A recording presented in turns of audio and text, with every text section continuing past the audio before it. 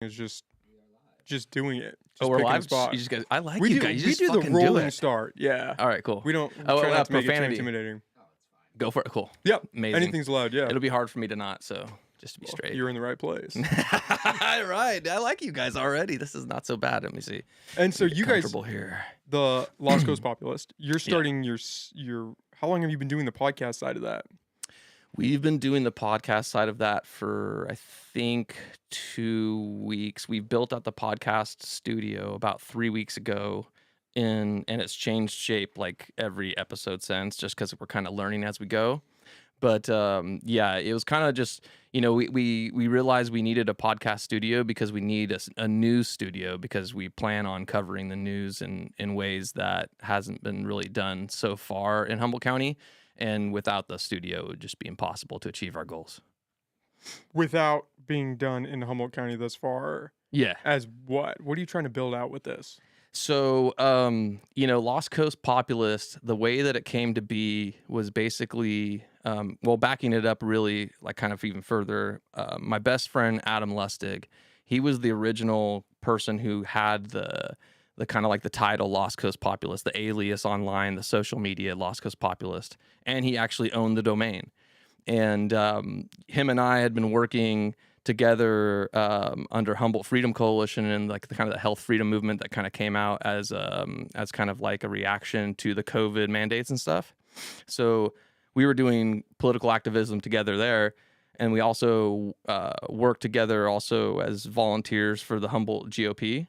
And so in those capacities, we fast forward to the end of it all, basically after 2 years of doing that kind of stuff, we kind of were like really frustrated because what we were trying to achieve as far as like the end all goal of kind of like taking the needle and pushing it a bit just didn't really seem. I mean, we won some battles, but we definitely like weren't winning the war, so to speak. It wasn't the impact you guys were hoping for. Correct. It wasn't the impact we were hoping for. And so, me and him, we kind of sat back and we have these long conversations. He was actually the first episode that I had was with Adam Lustig. He calls himself the raw milk populist now. Okay. You should have him on too. He's a hoot. He'd be a great guest. But he's a good guy, and he has like one of those minds that, you tell him something and he'll think about it like for a long time. And then when you talk to him again the next time, he'll have an hour-long conversation with you about whatever it was, and he takes it seriously. And it's been a huge factor of our friendship. Him kind of like just pouring his wisdom and knowledge and kind of like his brainstorm out for me or out for us collectively to kind of like make things better in the community, which is kind of cool.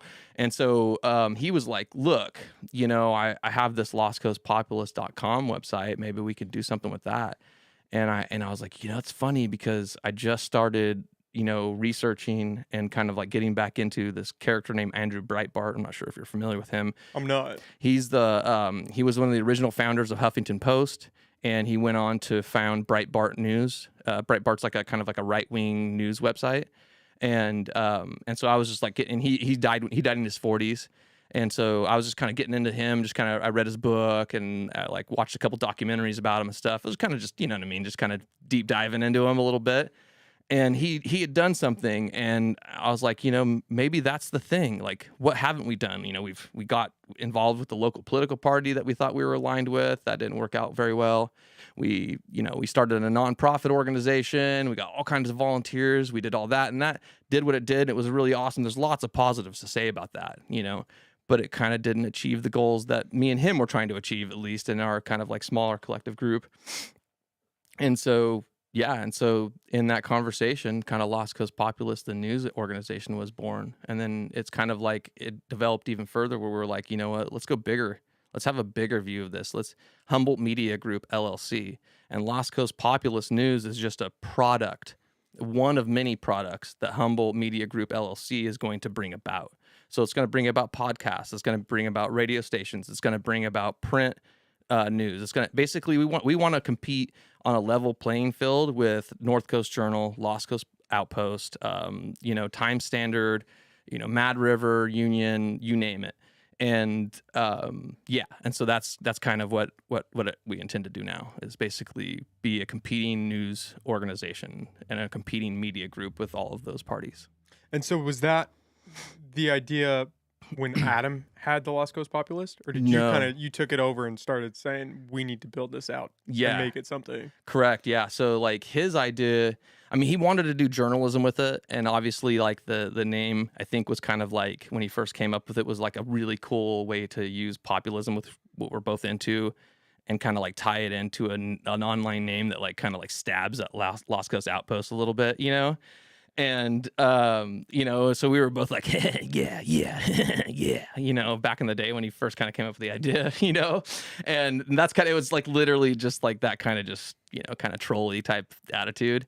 And he was going to do some journalism, but it just kind of never, just kind of didn't, you know, life gets in the way and things change, and he just never got into it. And then like, it was just everything, the universe just kind of like led us both in these paths. And it just basically came to this one day where we're having this conversation where we're like, everything makes sense. We have to make a news organization. Like, and a lot of it came from this, you know, during COVID and during, you know, any time there was, I should say during COVID, especially, and anytime there's ever been a controversial topic that's been pressed by Lost Coast Outpost. Actually, I should say everybody but redheaded black belt. They're the only ones that don't do this from my understanding. And correct me if I'm wrong, if you're out there and you've had this happen to you.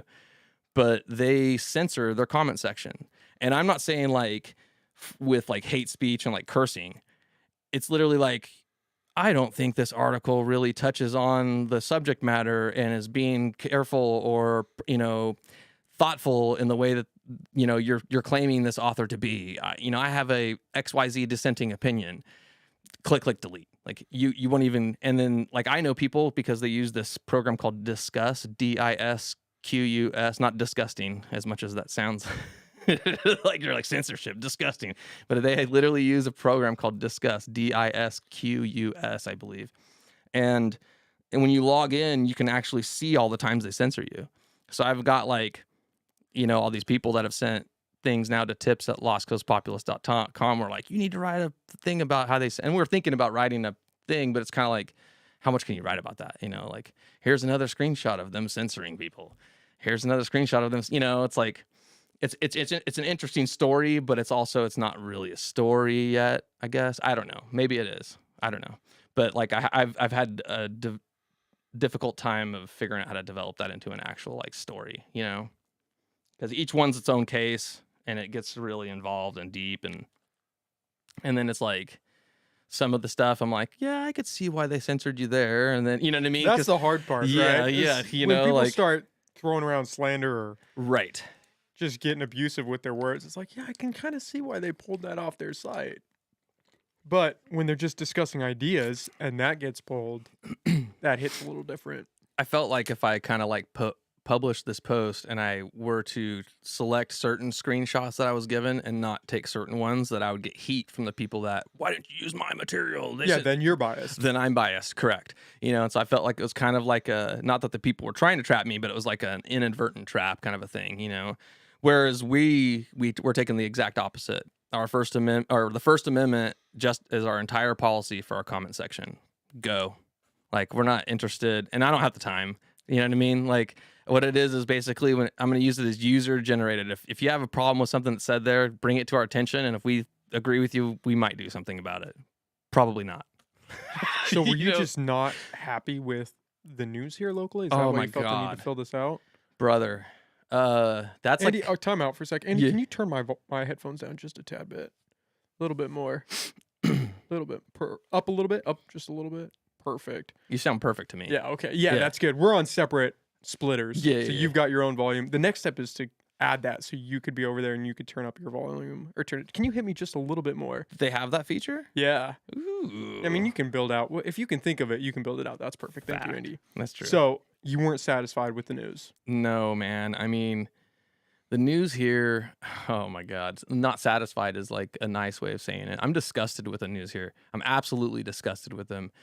You know, I see them as a woke left Marxist arm of some kind that pushes some kind of woke agenda.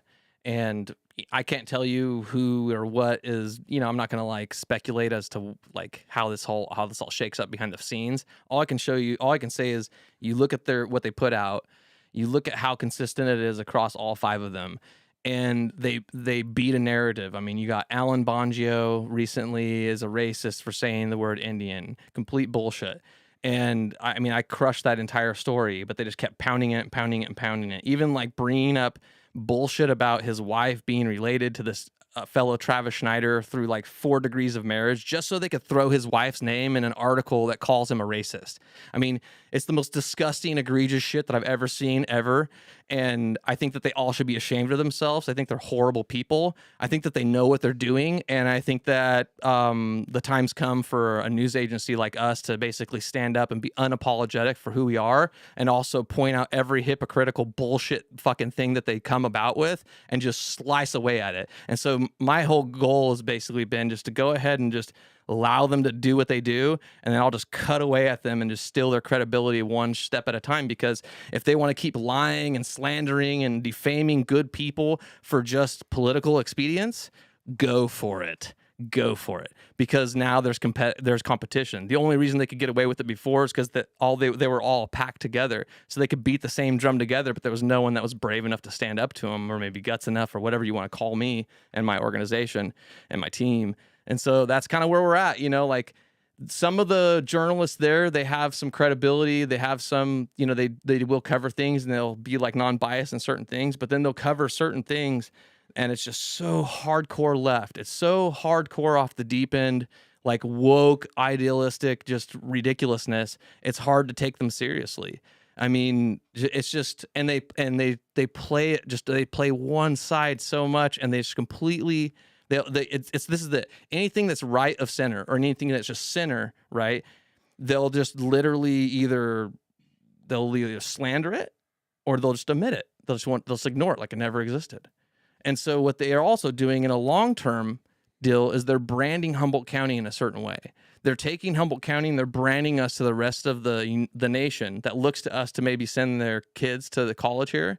And they're branding us as this woke, liberal, leftist, dopey place where all you do is you come here to trim weed and like go to school for a bit, right? And that's not what it is. That might be 45% of the population, but the other 65% are equestrian, gardeners, fishermen, huntermen. They have, like agriculture. They have, it's like there's so much stuff here that doesn't fit the narrative that you hear when people think Humboldt County. And that's also a thing that I wish to correct over time.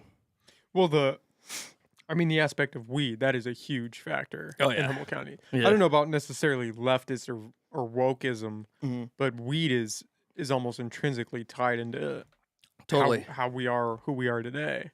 Yeah.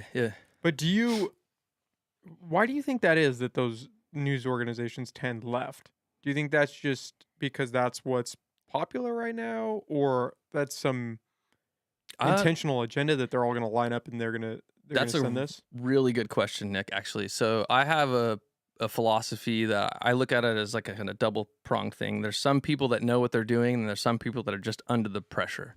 And the pressure is looking back historically, Humboldt County's always been a kind of a blue county. It's always been a Democrat voting county.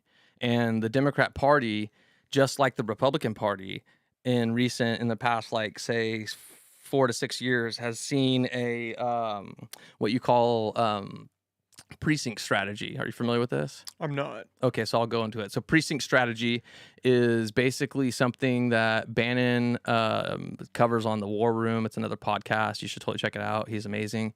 Is that Steve Bannon? Yeah, Steve Bannon. Okay. Yeah, I know the name. I'm not familiar with any of his stuff. Definitely check it out. Amazing stuff. Steve Bannon, the War Room. It's all on Rumble. And so basically he has a lot of guests, and he covers it as well. And it's basically the idea that you go and you volunteer for your local Republican Party, your local Democrat Party, right? And so for them, he's pushing like precinct strategy on the Republican side, but the same exact thing happened, rewind the clock, the past 6 years on the Democrat side. The precinct strategy was rolled out hard, and hardcore Marxists and leftists and basically took over the Democrat Party, and that's why you see like the drift between like AOC types, right, and like the Pelosi types. They're two different types, right? They want two different things. And that rift happened a long time ago. What you're viewing right now, which is happening in real time, is the same things happening to the Republican Party with MAGA, right? Which is I would consider myself a populist MAGA Republican, a populist patriot MAGA Republican, where guys like me get kicked out of the Republican Party just for being that. So that's kind of like, and people are like, what? You get kicked out of the Republican Party for being MAGA? Yes, you can get kicked out of the Republican Party for being too MAGA, for being pro-cannabis, for not being entirely with the GOP establishment, like, Hitting the talking points. Yeah, the talking points, correct. And so like, so a guy like me, where I'm like more kind of like I'm going into the Republican Party because the majority of what I believe in aligns with them, and as opposed to the Democrat Party, right? And that's kind of where it's at. And so you've had this leftist infiltration of the Democrat Party, which happened previously, and you're having basically a MAGA infiltration of populism that's infiltrating the Republican Party. And that's why like guys like Mitch McConnell, actually all the mix in the Republican Party, they're just like shaking in their boots, because you look at what happened in the midterms. Trump, like it was like 220 out of 240 something of his knight and king of his basically endorsements, all of them won. And so it's basically, it just shows that his power's there, even though they're trying to like basically break it down to, they're trying, basically the GOP is always trying to act like Trump isn't the leader of the GOP, but he is. That's interesting. I thought a lot of the candidates he backed failed. Well, that's what they want you to believe. Yeah, to be fair, a lot of the news that I get is all. Can you pull that up? Just see 100%. how many MAGA Republicans won. But what does that mean when you say that? When you say MAGA populist Republican, what does that mean to you? Because those almost sound like contradictions. I know, right? Yeah. So MAGA Republican, MAGA populism. So you've got GOPE. That's the Republican establishment. Okay. That's like, you've got your Bush era, where they were all about voting together with Democrats for endless wars. They were all about weapons of mass destruction. We all remember that, right? We all remember, invading Iraq, even though it was Afghanis and Saudis that flew planes into the Trade Center. It's just, I can go on and on and on and on and on about endless war. And then you've got politicians like Ron Paul, for example. He is a MAGA populist. He's a populist Republican. And his message is something that I align with. Trump is a MAGA populist Republican. Very similar message to Bernie Sanders. And this might shake a lot of people, like, what? But a lot of the things that Bernie Sanders originally ran on before he caved and before he was Ron Paul, because the Democrat Party did what they did to him twice in a row in their midterms. So like the whole thing, it's like you've got surface politics where they just want you to think that there's a two-party system, but that's so false. There's literally there's two-party systems within a two-party system is what there is. There's hard leftists that have infiltrated the Democrat Party with a precinct strategy, and then there's MAGA pop. Then actually there's on the Republican side, there's three parties. There's Christian nationalists, hardcore Christian nationalists, or hardcore just Christian religious zealots that want to keep the Republican Party a party of faith, and you hear that a lot, right? That is something that the GOP establishment likes to talk about a lot, because they know it drives away independence from the Republican Party. Why would they want to do that? Why would they want to drive away independence from the Republic? That sounds stupid, crazy, right? It's exactly what they want to do. It's the same reason they would vote me off of the Central Committee while I'm in the middle of walking a precinct in the middle of the midterm election. Why would they do that? Don't they want to get out the vote? No, they don't want to get out the vote. All they want to do is grift. And this is the same across the board. All they want to do is they want to get donations from unsuspecting, low information voters.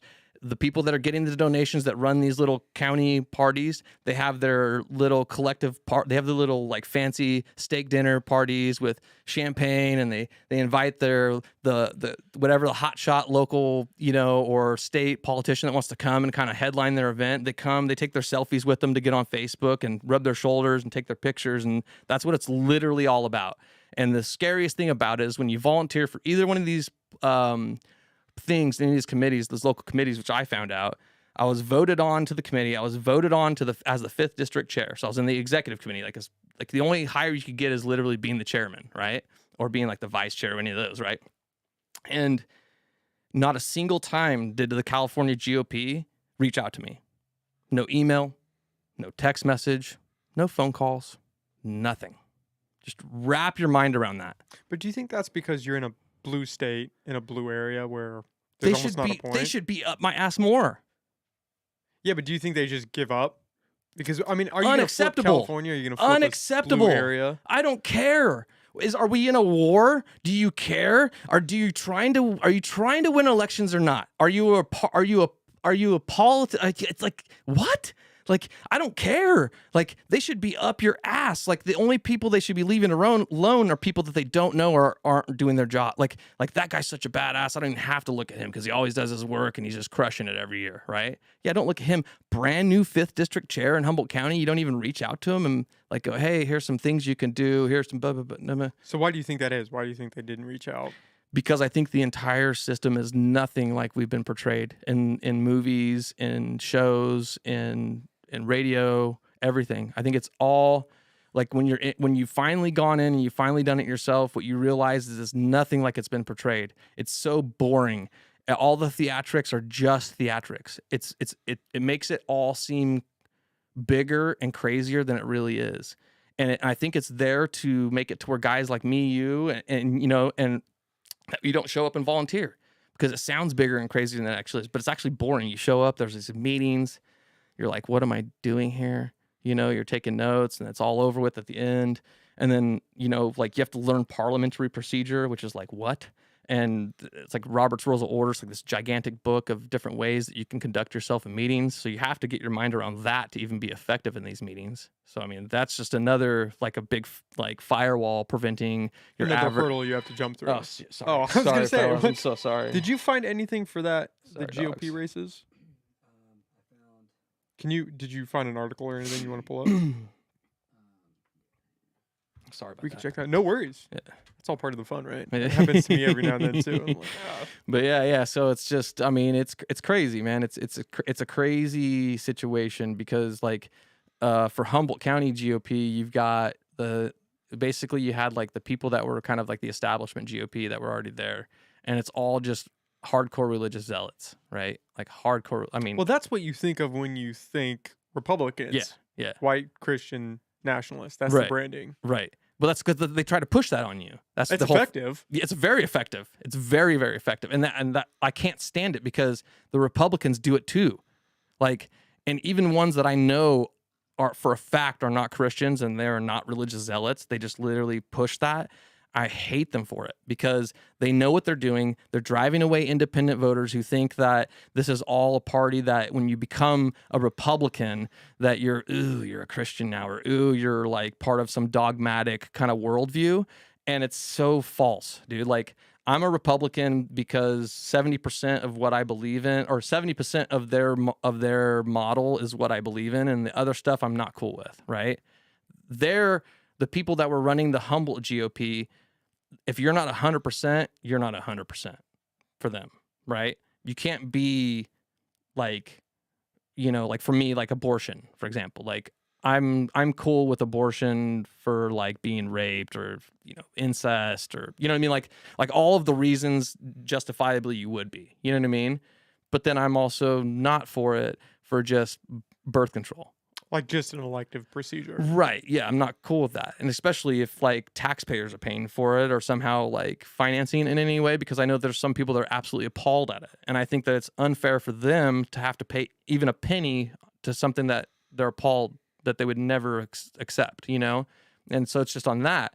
But for them, if I just say that out loud, they're like, how dare you? You know what I mean? Like, I'm pro-cannabis. I'm very open about it. I want cannabis to be treated like tomatoes, right? Complete deschedulization, right? Devil lettuce. You know what I mean? Like, it's just the way, I mean, it's literally, see things in a black and white kind of. But don't you think that's kind of both sides that play that black and white game where it's 100%. you have to be all in for whatever side? 100%. Yes, I agree. Okay, so the result, about 15% of the country and 19% of US adults are Republicans who think Biden didn't legitimately win in 2020, about 50 million MAGA Republicans. See if you can That's find on WAPO though, that man. You got to find a we're on better something. source. See if you can find what percentage of candidates endorsed by Trump won their respective election. He said it in one of his. Because all I've seen is that, oh, this Trump Republican lost, this Trump Republican Yeah. lost. The red wave that was supposed to happen didn't happen. Oh, it didn't. Why do you think that's because abortion? No, That more people showed up for abortion? no, it's because of Republicans. It's 100% directly. It falls directly on the lap of the mix, directly on the lap of the GOP establishment. Is the reason that we would have had a red wave of epic proportions if they would have just did their jobs and not been feckless losers. I'm being straight with you. I'm not even being mean. Like I wrote an entire article about it. It's like what is it? What was it? The GOP establishment makes nihilism great again, or something like that. I can't remember the title right now, but it was like a couple weeks ago. But I basically, like, my whole, like, as soon as it happened, I was like, great. Now all the independent nihilists are going to be on Facebook talking about how this is like a, broken system and voting's just a conspiracy and yada yada this. And I'm just like, God damn it. And it's all just because the GOP. Like, if they weren't working across the entire county to remove guys like me who are passionate, that want to get out the vote, you know what I mean, that are MAGA Republicans, that are literally willing to work, because this, like, what happened to me here happened across the county, and I could send you all kinds of evidence afterwards, but it's basically, if anybody was a populist and the Humboldt County Republican Central Committee, which is the mouthful of names that the small little committees that they have, that's like underneath the state committee. If those are already kind of like set up in a way where a majority of them are already kind of like the religious right, or at least proclaiming to be the religious right and just kind of holding their little grift, then there's no amount of people you can bring in that are going to be an amount of voters to be able to get a majority to basically have your precinct strategy be successful. Does that make sense? Yeah. Like, someone has to quit because at a certain point it's like anybody can get voted off, So do you think, did you find anything here, Andy, on that? 4 out of 5 candidates endorsed by former President Trump won their elections last year, up from just 57%. But this is this for the midterms, or is this for the 2016 election? There we go, 223 regular endorsements. Where are we looking at here? Well, Trump's 2022 record will stack up to past years, but his candidates have won their primaries 93% of the time so far. Boom. 93% that's smashing good. That's pretty high. It's crushing. That's pretty high. Yeah. For politics, that's absolutely smashing. That's so this is the thing, it's the red wave did happen. But the prediction was they were going to clean in the House and in the Senate. Yeah. That was the prediction. Yeah, and so that's something too. It's just interesting too. I mean, so I'm going to jump out into January 6th. Kind of, I'm kind of. You can go there. Yeah. Okay, great. Go. And so, election fraud. Let's talk about election fraud. We are so gonna get pulled off YouTube. This is gonna be good. You're gonna get some hits today, big boy. I've already been. YouTube and I have a love-hate relationship. Yeah, I bet they suck. And so, are you on Rumble yet? No. Oh, bro. Rumble's its own. It's choppy. It's world. They need some work. Rumble's a little. Yeah, I know. YouTube's still the best place. Even though they have a heavy hand, it's 100%. Still. Where else are you gonna go? The heavy hand. I like that. So January 6th. Well, not specifically about that, but kind of touching on that and With election fraud. Yeah. I find it peculiar and fascinating that in cards, which I call elections, but cards in certain cards in certain states, you've got a red wave happening across the entire card, but then a pivot for governor to a Democrat. Fascinating. I don't see any Republicans doing that ever. At all. I see also tickets where a red wave all the way down and a pivot for the AG and a pivot for the senator. Weird. But don't you Very think weird. that ties into the importance of abortion and how many people actually want those rights and are afraid that if it's a red wave, it's going to take that away? No, I think that anybody who thinks that's completely foolish and like halfway retarded. Because, and I'm not saying that you think that because of the question. I might think that. I don't know. Yeah. And let me explain, because I actually have nothing but respect for you guys. And so this is why. what happened with the SCOTUS ruling made it to where it's now a state's issue. And so if anybody is opposed to that, what they're literally saying is that they think that any president that gets elected in, say Donald Trump in the future, can make an executive order just banning outright from federal level abortions. So if you're cool with that, hey, let's go back to not being states' rights. Or in California, where it's already a state right, it's literally part of the Constitution, there's zero to talk about here. All they can complain about is, oh my God, there's people in other states that can't get an abortion. It's like, okay, well, it's like, yeah, that's the entire way our government works. Just like in certain states that there's not legalized cannabis, it's because they haven't put it on a ballot. There hasn't been an initiative, and it hasn't passed with that Republican process. Until it goes through that process, sorry, you know what I mean? But where it has, like in California, it's like, what are we complaining about here? In any state where there's legal abortion, every single person there should have zero to say about abortion and its legalities, because nothing's changed for them whatsoever from the SCOTUS ruling. It actually strengthened the fact that the state and the people and the collective there will be able to control the way that rolls out or doesn't roll out in the future. So, I mean, the way I look at it is the best thing that could possibly happen, because now if you don't like abortion, great, move to Alabama or wherever they don't have abortion. I have no idea. But you know what I mean? Like, that's the way I look at it. It's like, what are you complaining about? It does give the power back to the states. 100%, I think which is the people.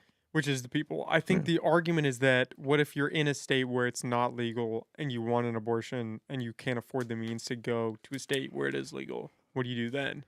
That totally sucks for that person. But it's like we're back to like, what's the solve for that? It's make an initiative, get it on the ballot, pass it, and make it legal. Or move to a state where you can get an abortion, But don't you think, where you are pro-cannabis, don't you think cannabis should be legal nationwide? 100%. Isn't that kind of how they stand with abortion, is that it should be legal nationwide? It's just about this access thing. That you should be able to smoke a joint in California, and you should be able to go to Texas and smoke the same joint. The difference, though, is we're murdering babies in the womb. And there's that. Like, you walk in with a baby and you walk out without a baby. Kind of hard to get around that one, isn't it, leftists? It's really difficult. It is an interesting point. I mean, I have 3 kids. I'm pro you doing whatever you want to do as long as it doesn't hurt somebody. Same. That's my stance. But same. In my stance of interpreting that, I also throw abortion in there. Like, yeah, if you want to have an abortion, I think an argument could be made that it gets dicey when it gets later into the pregnancy. 100%. I haven't really tried to dive too deep into that, but I think an argument could be made, hey, 9 months, maybe we should think about some other options. But if you're 3 months pregnant and you're like, I can't raise this baby, I don't have any money, this kid's gonna have a rough life. Adoption. Yeah, but then you still have to carry that baby to term. I'm sorry for you taking irresponsible decisions with your genitals. I don't know what to say about that. But the way I look at it is this, okay? Are American babies in the womb Americans to be? Well, I guess are you asking me? 100%. I think it's a stance on... No. I mean, like, literally just want that question answered. Well... Are American babies in the womb? I'm probably not the best person to... But just you personally, do you think an American baby in the womb is an American to be? Like, they're going to be born and they're going to be an American because they're an American baby. I think that human life is no more or less valuable than any other life. So if you're willing to kill a deer... Yeah, I agree there. I think, late-term abortions, we can make the argument. I think you should be able to have an abortion. I would say 3 months. That's probably comfortable. I don't know what a baby looks like at 3 months in the womb. But that's probably... I don't know. To me... I think the heartbeat, and it gets dicey because if the baby can't live on its own, is it really its own thing? I don't know. If you have a parasite feeding off of you... Which it technically is. Which it is, because it's living outside of that, and then it's feeding on you. I mean, what? I mean, it depends on what you value as a person, and what is life, what is real life.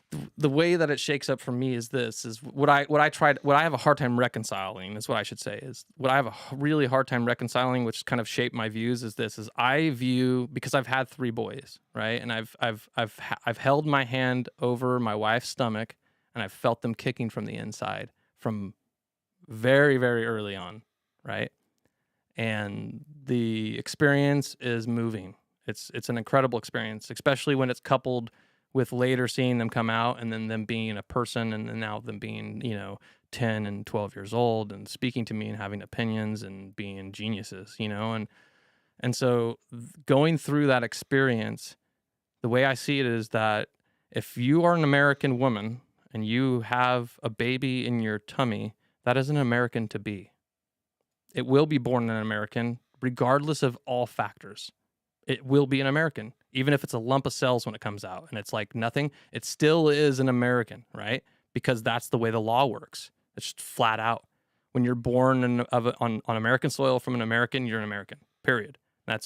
And so we have the right to life, liberty, and the pursuit of happiness, and all three of those things are being completely subtracted as an opportunity from that living being before it even has a chance to even understand what those concepts even are. I have a hard time accepting that reality in any shape or form for myself personally. I would never abort any child that I ever conceive. And if any woman were to try to abort it, it would be a confrontation for sure, because I would literally look at them as murdering my children. But that's because I've had 3 children and I've gone through it, and I love my kids and I love my life and I live my life for my kids. A lot of the reason that I'm doing what I'm doing right now is for my kids, and because of the way that they see me and because of the way that they view the things that I've done in the past couple of years and stuff. They see me as a hero, to them at least, and that's their opinions are the only opinions that really matter to me. And I can't conceive of a reality of extinguishing all that I've experienced in their lives from happening just because of this perception at the moment that you're not going to be able to deal with, what life's going to, hand you as far as this pregnancy and this, life to be and all these things that, you know what I mean? Because, the woman could be, I'm broke, or I'm a drug addict, or I'm this, or I'm that. There's all these negative potentials that can, overshade your perspective and your kind of judgment on how to do things in that moment. And the hindsight's always 20/20. And so, I've been in many situations where in that situation, without a shadow of a doubt in my mind, I'm making the right choice. And it's only later down the road, sometimes even years, where I look back and I was like, God damn it, I made a mistake. And it's just because things changed and I learned. And that's why I think that those folks that make those decisions, the amount of abortion regret is huge. And no one talks about it. I wonder what the amount of non-abortion regret is. How many people had the kid and are like, oh, shut up. This is not panning out. But what do you make, because you're a populist, Yeah. so you were power for the people. Yes. What do you make of the argument where if you don't like an abortion, you shouldn't get one, but you shouldn't stop somebody else from getting one? That's why I like states' rights. Because it is up to the people. Correct. I mean, there is a strong argument for that. Yeah, Right? I think that when that SCOTUS ruling happened, I was actually in Mexico on a vacation with my wife, and I was in the shower, and it came up on my phone, and my phone actually audibly read it because I had something I was messing with at the time, and I was just like, yes, states' rights, woo, woo. And she's like, what happened? I'm like, abortion is now states' rights. It's 100% states' rights. It's we the people. It's every state can decide. It's the way it ought to be, And she's like, I don't understand, and I just explained it to her. But that's how I feel about it. It's like states' rights are huge, man. So this is how powerful it is. Okay, so dovetailing back into cannabis. Are you aware of the? I'm not aware of the actual name of the initiative, but you had Nadalyn and Ross from the Cannabis Growers Association coming out fire comments to the Board of Supervisors in opposition to this. I can't remember what it's called. Maybe you can look it up. It's an initiative to reduce the canopy size or something. I think so. Maybe the Trellis Project. I'm not sure exactly, but that's the first. The Trellis was the first one. It's brand new.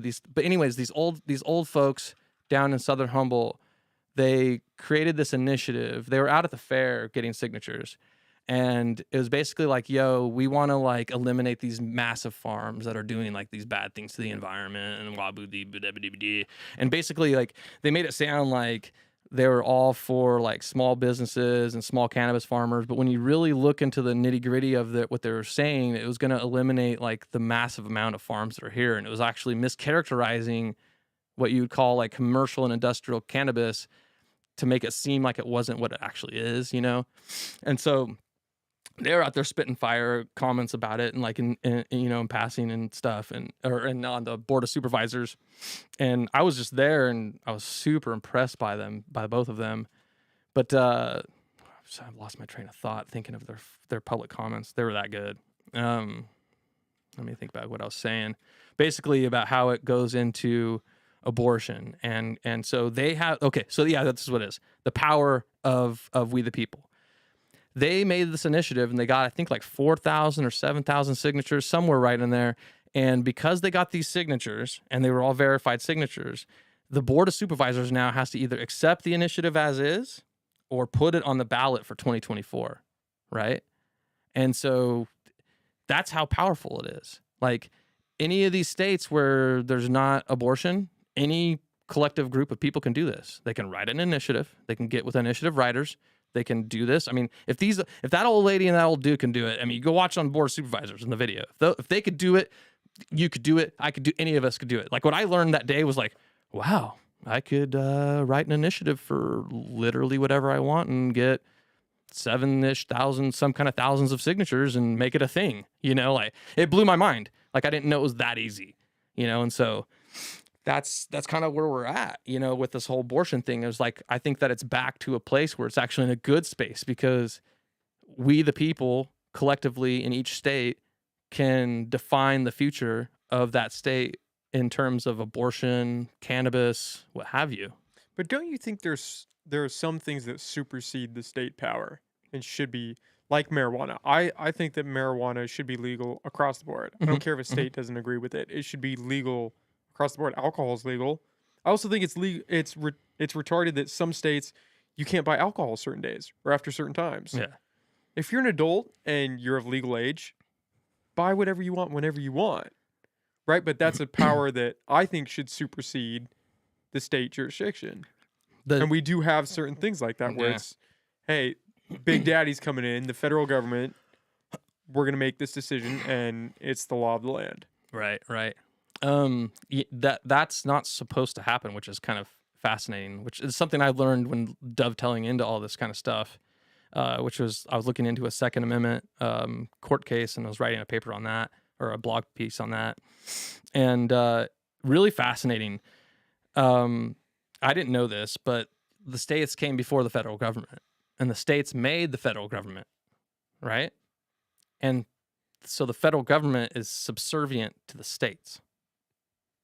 So there's no way without the states, I can't remember the actual words, like abdicating. I think it's their power to you know what I mean? Basically, they're like, yeah, you know, that's the only time technically when the federal government's supposed to reign. And it's also, they take care of like the entire continent as a whole, like the entire collective as a whole, and then also interstate commerce and stuff like that. But the Second Amendment's an even better example. Some states say you have to have a 10-round mag, which is retarded. It is. But they say that. Mm-hmm. Shouldn't the federal government come in and say, hey, no, you can have any capacity mag? Right? Wouldn't that be a superseding power of them making that decision? Even though some states say, hey, we voted on this, we want 10 rounds.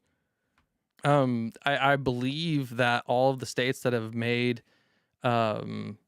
laws to date from this point forward, any like California, for example, all laws that are restrictive further than the Second Amendment basically applies, like all of those are going to have like hardships going forward, because the SCOTUS ruling was basically that now they have to find a historical precedent, a classical historical precedent, where back in the time when the Second Amendment was written, that they can point back and go like, yeah, they've done things like this before. And that's why this makes sense, because they've done this before. And so like just recently, dovetailing right back into cannabis in Florida, this is because I ran a news organization, I'm constantly fed shit, right? And so like in Florida, there's this case, the Second Amendment case, right, where there the federal government and the department or the state, what was it, the state ag, what was that, the State Department of Agriculture, I can't remember her name, Nikki Friedman? Yes, I think it's Nikki Friedman. The State Department, the Florida Department of Agriculture, I think her name's Nikki Friedman. She is on a case, a Second Amendment case, and it's basically where the federal government, the Biden DOJ, is telling them that, hey, marijuana smokers, marijuana growers, they cannot own a firearm, right? And so what it is when you fill out to go to firearm, you fill out the ATF form, right? And then there's like a part on the ATF form where it says like, it used to be like, oh, you know, if you're addicted to drugs, you're addicted to these things, then, you know, click here and they're going to deny you the ability to buy a firearm, right? Well, they changed it to where underneath that it says asterisk, even if you're lawfully consuming marijuana or you're lawfully doing this as, you know, voted in, yada, yada, this doesn't matter to us. You're still breaking the law. You should probably check this and get denied your firearms, basically. So they're basically, it was like the Biden DOJ is like, yeah, cannabis growers, cannabis smokers, marijuana smokers, too dangerous to own a firearm. We should probably add this clause. This is a brand new thing that's been added to the ATF in the past like 2 years, okay? And the firearm thing. And so they're suing him over that. And they asked him, hey, what's your historical precedence for this change? And they're like, oh, yeah, no, we've restricted firearms from people like Catholics and Indians before in the past, literally using the word Catholics and the word Indians, which was happening right in the entire time of Alan Bongio's racist for saying the word Indian. Find this, Andy. Yeah. Let's go to my website. It's one of the blog posts I wrote. Yeah. And so, yeah, it's 100% fact. And so, what is it? It's the one, I think it's Biden DOJ. If you go to Los Angeles Populous, Biden DOJ, marijuana smokers too dangerous. But don't you think there's an argument to be made that it's almost like, which people love to do is cherry pick their side, that, yeah, marijuana, gun rights should be enforced by the federal government, but abortion should be up to the states. But states say, well, maybe we want to limit Second Amendment rights. Like New York's a great example too. New York and California are up there. Yeah. Should they have the power to do that? If the people in that state vote, we don't want guns or we don't want these round mags. You cannot vote away your constitutional rights. People have tried. They've tried. People try. They try. California's been trying for a long time. And it's been effective. We have 10-round mag limits. I think those are going away. I think Oregon, but I think Oregon just voted one in. Yeah. A 10-round mag limit. Yeah. All of them are going to have so what it is like you can pass the initiative, you can vote it in, they can start doing it, and then me and you have to now sue them, the state, and then it has to go. California's had that, and I think a judge right there. A judge recently or a year or two ago said it's unconstitutional, but it's still in effect. So what, it's just in effect for the next 20 years? The judge just keeps halting it, or it's basically until it shakes out in court, and then then it goes all the way up to the Supreme Court, and the Supreme Court's like, yeah, no, you have to have a historical precedent for this. As long as it goes to court. This is your site. This is Loco Populist. Yes, sir. Are marijuana users inherently dangerous in the year 2022? See if you can find. If you scroll down just a little bit, it's right there. See Freed versus Garland right there. That's the case. The story revolves around a lawsuit, Freed versus Garland, filed in the Northern District of Florida by Agricultural Commissioner Nikki Freed, in her official capacity as the Commissioner of Agriculture, against the Department of Justice. This case explicitly targets the United States Department of Justice's denial of ATF-4473 forms submitted by persons who are medical marijuana patients and recreational users who answer the form honestly about their lawful activities. Which is if you think about that, it's like, wow. Well, if you think, if you want to be honest, the fact that you can drink alcohol and own a gun, but you can't smoke weed and own a gun, it's a joke. Yeah. It just is. Yeah. You can smoke cigarettes, and we're going to allow that, but you can't smoke weed. What are we doing here? You can literally have prescription painkillers. But see, I would argue states are being kind of dumb, and we need to kick that up. Listen, I am not for Big Daddy coming in on all situations, because that worries me. But I think there are certain circumstances where states are making poor choices, and the federal government has to uphold people's freedom of choice. Yeah. And in line with that, if you don't like abortion, if I don't like abortion, whoever doesn't like it, whatever, however you feel, it doesn't matter. don't get it. If you don't like it, don't Right. get it. And I'm willing to go out. I love hunting. I'm gonna kill a deer. I'm gonna take a buck. I think an argument. I don't know. I think an argument could be made. Restrictions. I think 3 weeks is crazy.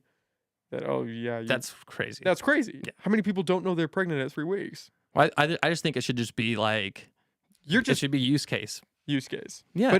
But only use case in pretty severe circumstances like rape 100%. and incest. 100%. Well, what if you get somebody pregnant, they're addicted? I wouldn't want my kid being born to a meth addict or a prostitute. I wouldn't what do want you it do? either, but I wouldn't want to murder their kid either.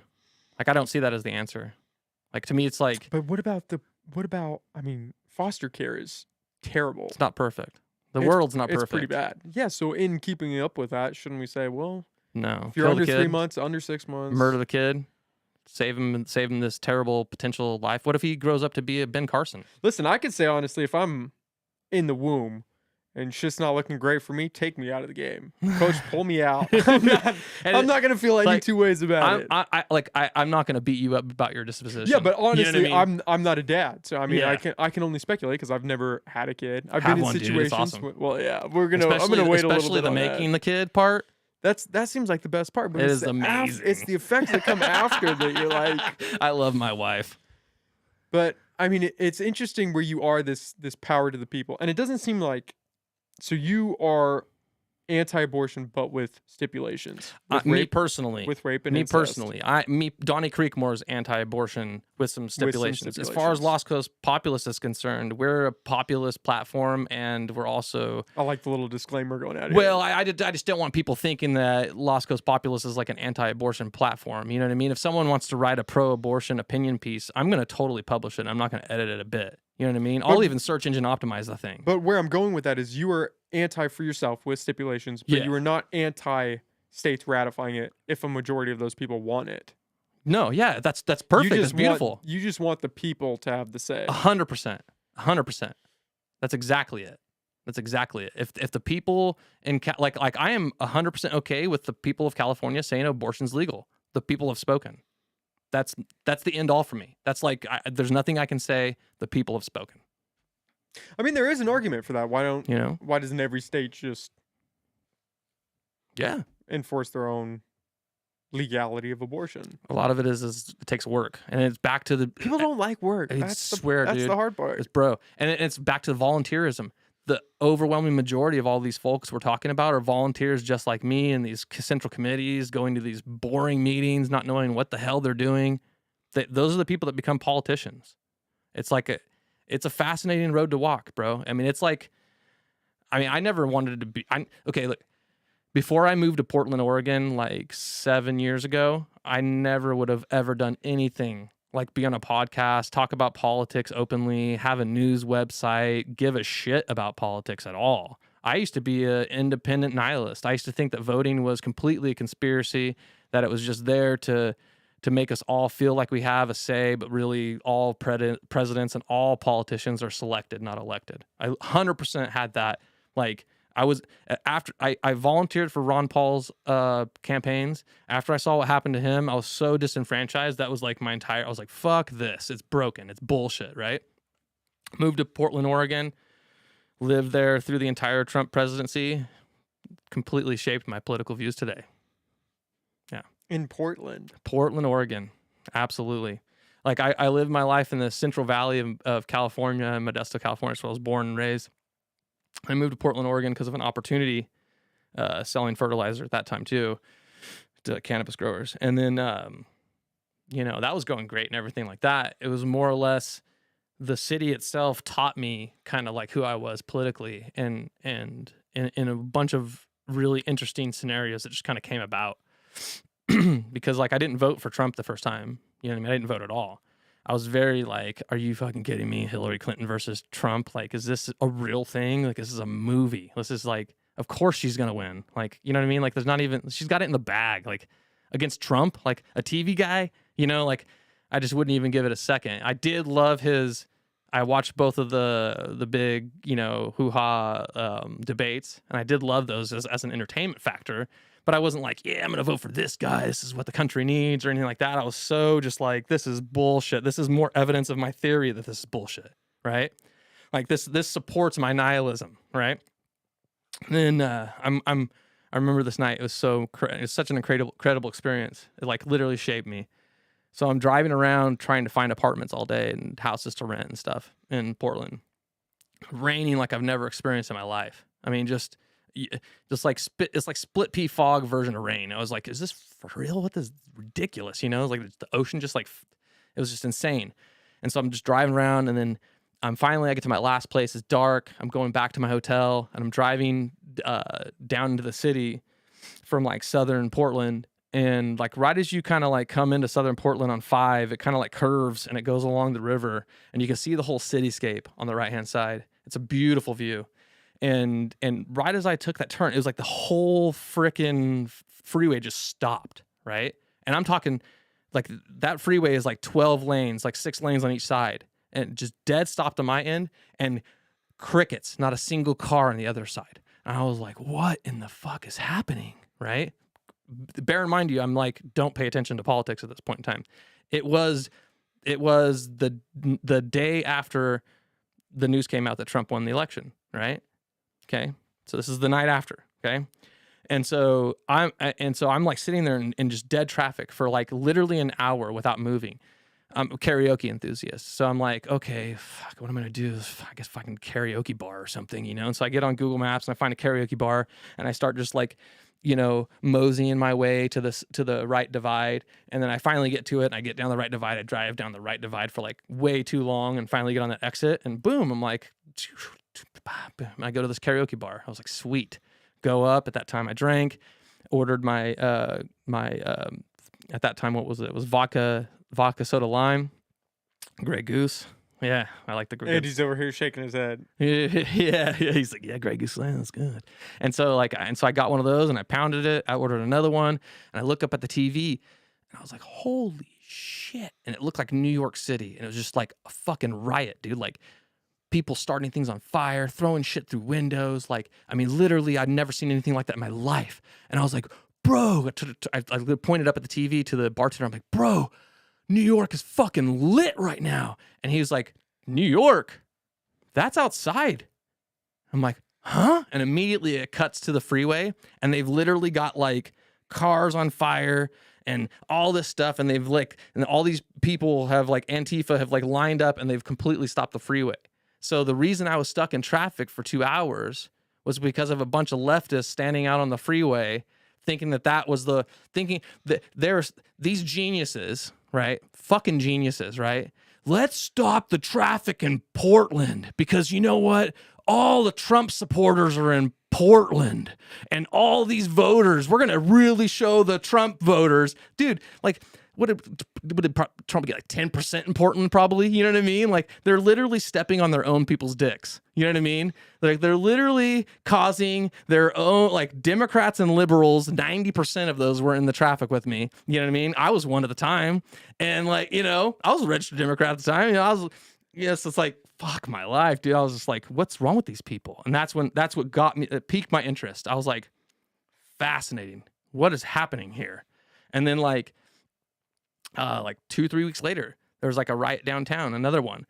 And I was, and I hear about it. And I told my wife, I'm like, I'm gonna go check it out. And she's like, why? And I was like, it's interesting. I've never lived in a town that's had riots like weekend after weekend before. I'm interested in seeing what in the world is happening in this city we live in. You know what I mean? And so I started going to the riots and paying attention. And that's when I like discovered there's like this guy, Patriot Prayer. I can't think of the dude's first name at the moment, but that's like he was called himself Patriot Prayer on Facebook. And he and then a bunch of guys, some of them were Proud Boys and 100%. They would always have like these rallies, and they would have these rallies. And when I go down, it all struck me as theater. And this is why they'd have 2 city blocks like this, and then have them squared off. And you could enter this side right here and get searched and everything like that to go in and listen to their speeches or whatever on the Proud Boys side. And then this side is like a fenced off area where they'd allow people in that were like the protesters and the Antifa and whatever. And when I'd go down there, I'd watch it and I'd be like, that's really weird, like unnatural. Like, you know what I mean? Like portioned off and always like literally every single time it was always separated. Like they would just keep them separated. And I know that they would like have violent brawls afterwards and stuff like that. And they probably didn't want that to happen during the actual event. But it always struck me as like, okay, here's the setup for the cameras. So the news can come and they can be like, oh, here's these guys in town. And then now that these guys are doing their speech to like maybe 200 people, it gives the predicate for all these people to say that they're the enemy and to show up en masse to protest. Oh my God, white nationalists and Portland, racist, you know? And so they come out there and they're feverishly just, you know, and it's just like this emotional outpouring over nothing. And it's all just seems to me like it was just the only people that are really benefiting is the news. Like the news gets like all this content. They get two different sides they can pin off of each other, which is what they do. You know what I mean? And I was like, wow, this is really a fascinating situation. And so that's kind of like that. And then, you know, Trump being elected, which is I surmised that by my own research in 2016 that he was actually elected. And that's what like broke down and shattered my worldview of nihilism of like people actually get elected. Holy shit, this guy was literally elected.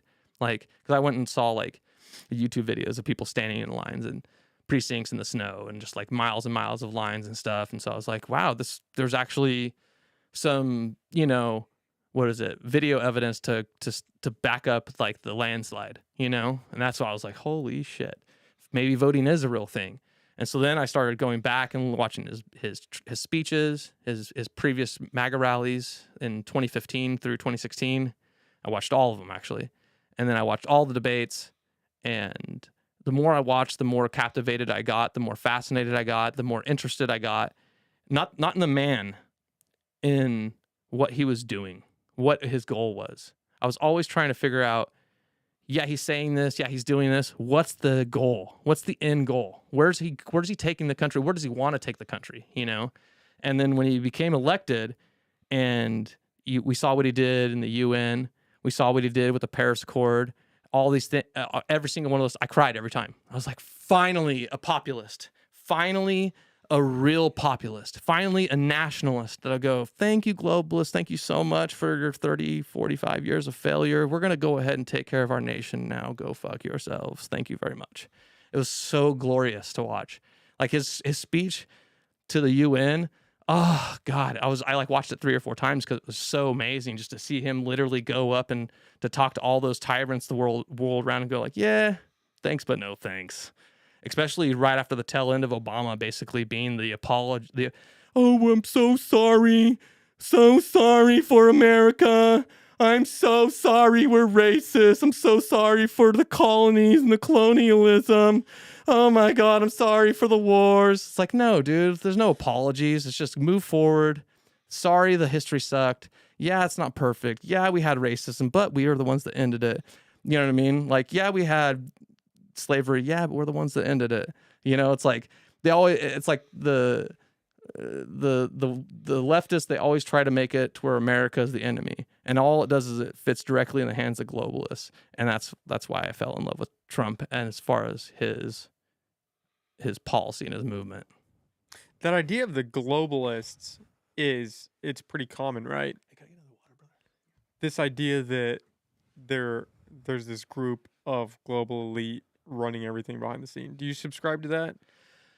Not in that simplistic way, but I mean, you could say that, but I mean, I think it is more of kind of an orgy. If you like sense. A literal orgy? Yeah. Okay. Yeah, but not in that they're actually having sex, but in kind of like a literal orgy in the use of a metaphor. Okay, and then it's kind of like a thanks, brother. So you have powerful factions, right? Like Trump, he's a billionaire, right? Well, George Soros is a billionaire, right? They're both doing things with their platforms to alter the course of politics, both nationally and internationally, right? And so that's the way I kind of look at it. It's like in our own government, you've got people. I look at people and I watch how they vote and what they say, and the consistency means everything to me. If any, like, okay, so Matt Gaetz to me is the peak perfect populist candidate. If you want to look into a guy that I think is the absolute superb, like firebrand, amazing populist candidate, it's him. I mean, took zero money from PACs, took zero money from anybody, and no one owns him. He doesn't owe anybody shit. He just goes in there and he calls it how it is, and everything's about the people. He wants to see, it's like that's what it is for me. And so, like, do I think that there's an elite group that is ruling the world? No. But do I think that there are elite groups and that some of them are part of certain groups and some of them are not a part of groups, and that they all fight together for their own little pieces of a big gigantic pie? And that is what I call the orgy of corruption. Absolutely. And do I think that they would love to dominate me and you and to dominate, the plebs of the world and to suck us of every single last bit of resource that we could provide them? Absolutely. Why wouldn't they? That makes sense. It's the whole thing of usury, and so, like, you've got things like the Great Reset. Are you familiar with this? It's come up a couple times. It's literally a document. Do you want to explain what that is? Yeah, I mean, we could read it. It's literally Schwab. What is it? Something Les Schwab. This guy, he's a character. So there's this document, you can probably look it up, called Lockstep. That's probably the best thing. Great Reset, Lockstep. I should have probably sent you guys stuff before I came on. Well, to be fair, we didn't know where this was going to go. That's true. Fair enough. That's all part of the fun. Yeah, it is. Yeah. So the Great Reset, my understanding is that a portion of the global elites want to essentially reset the world and create one unified government and that's the cashless system. Leader of the free world. Yes, centralized digital currency, all that. Totally, yeah. That's what it is? Is that how you would describe it? Oh, that's definitely, I mean, they say it in their own words. I mean, it's not something I made up. Like, I could bring up the Lockstep document and we could read it and you'd be like, holy shit. Because it was written I think 6 years before COVID, but it basically explains the entire rollout of what happened in COVID to a T. Actually, let me see if I can pull it. And so this document, who wrote this document? What is... that was... Is this just a bunch of... It was like a think tank, Rockefellers and Schwabs, and it was basically made by a think... There you go, he got it right there. Is this it? Rockefeller Foundation? Rockefeller Foundation Annual Report 2010. This President's Letter? Is this Lockstep? This is a 56-page document. We're not going to have time to come through all this. Basically, in Lockstep... Wait, scroll back up there for a second, Andy, right there at the index. Yeah. Sowing the seeds of Africa's green revolution, driving sustainable and equitable transportation policy, building strong systems. So you buy into that? You think that there's some underlying plan that they want to create this centralized, unified government for the world? I wouldn't say I buy into it. I just say that the evidence is out there, and it can be anybody who's interested in knowing it for a fact can just spend the time researching it. It's not anything that's my ideas. The Great Reset is actually a book written by the gentleman that people claim are behind this conspiracy. He literally called it the Great Reset. There. All kinds of politicians the world over. I can give you a compilation video of them basically explaining the Great Reset, saying that word, the Great Reset, with branding behind them that says the Great Reset, explaining the very things that we just said were factors of the Great Reset. And so you look at the San Francisco, they just had robot police were given the ability to have deadly force. I saw the headline. I did not read the article. Yeah. So we're putting everything together for everybody the best we can. So rewind it back a little bit. Have you ever seen the show Dark Mirror? Yeah, Black Mirror? Yeah, Metalhead. Have you seen that episode? Yeah, where the dog's tracking that girl. Holy shit, right? So, yeah, if you're listening, definitely watch that. Don't watch it before you go to bed. Nightmare stuff. Yeah. And so if you go on the article that we wrote about the RoboCops, right?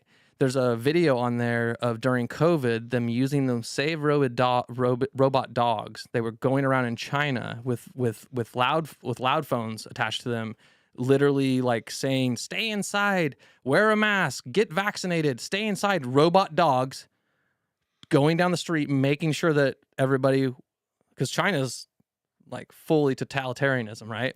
So if you want to get an idea of kind of like of what these folks might want to do, you can kind of hear them say it when they kind of praise China, and they say, "Oh, China, look at the model. China's the model of the future." There you go. There's your great rate set, guys. If anybody says China is the model of the future, China is the exact opposite of the United States in every single form. Like if China was concrete, America would be mud. You know what I mean? Or water. Like it's literally two opposite ends of totalitarian and free and liberty. And yeah, so that's, the Great Reset. If you don't believe in one thing, there's no belief in the Great Reset. You either know about it or you don't know about it. There's no buying into it because it exists. You either know about it or you don't know about it. And that's the facts of the matter. And the news media, you'll try to search for it and they'll try to make it sound all funny. You have to dig deep. You have to find the actual papers and look into the actual things and read the 75-page PDF documents. And then you'll realize that Alex Jones was right about everything. Well, don't say that because he just got fined for the Sandy Hook thing. He just got bodied. Yeah, that was bullshit. Court for that. That was bullshit. 100% bullshit. The Sandy Hook stuff. Yeah, 100% bullshit. Do you believe in Sandy Hook? Do you think that really happened? Not even the factor. The factor is now we are definitely getting pulled off YouTube. No, so to me, it's not even belief in the Sandy Hook thing, or even it's the fact that you have a journalist being fined for having to make a retraction.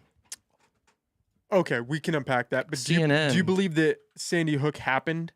Yeah, of course. Okay. Yeah, we have to preface that because people are going to hear you say that. I honestly really don't have an opinion on it. You know what I mean? But we can agree that kids were shot. I'm sure. Yeah. Okay. Yeah. That's so. Like okay. I don't even know enough about his allegations. Just to be straight with you. To be fair, to be 100%, I don't either. Yeah. From what I've heard, and this is completely unfact checked, is that people are upset that he was saying it wasn't real, that it was a fed op, that it never happened, that the parents are liars, they were hired by the government. Yeah, and I don't see how his First Amendment right didn't cover him as freedom of press and freedom of speech to say those things. Like I can say like, the Growing Pains podcast doesn't exist, and Nick Fuentes is a complete charlatan, and this is all just Nick Fuentes is. Sorry, it's my buddy's name. I just had to jump on that. Yeah, sorry about that. It's a buddy. There is an argument for that. I fucked that one. No, you're good. I had to jump. I couldn't just let that slide.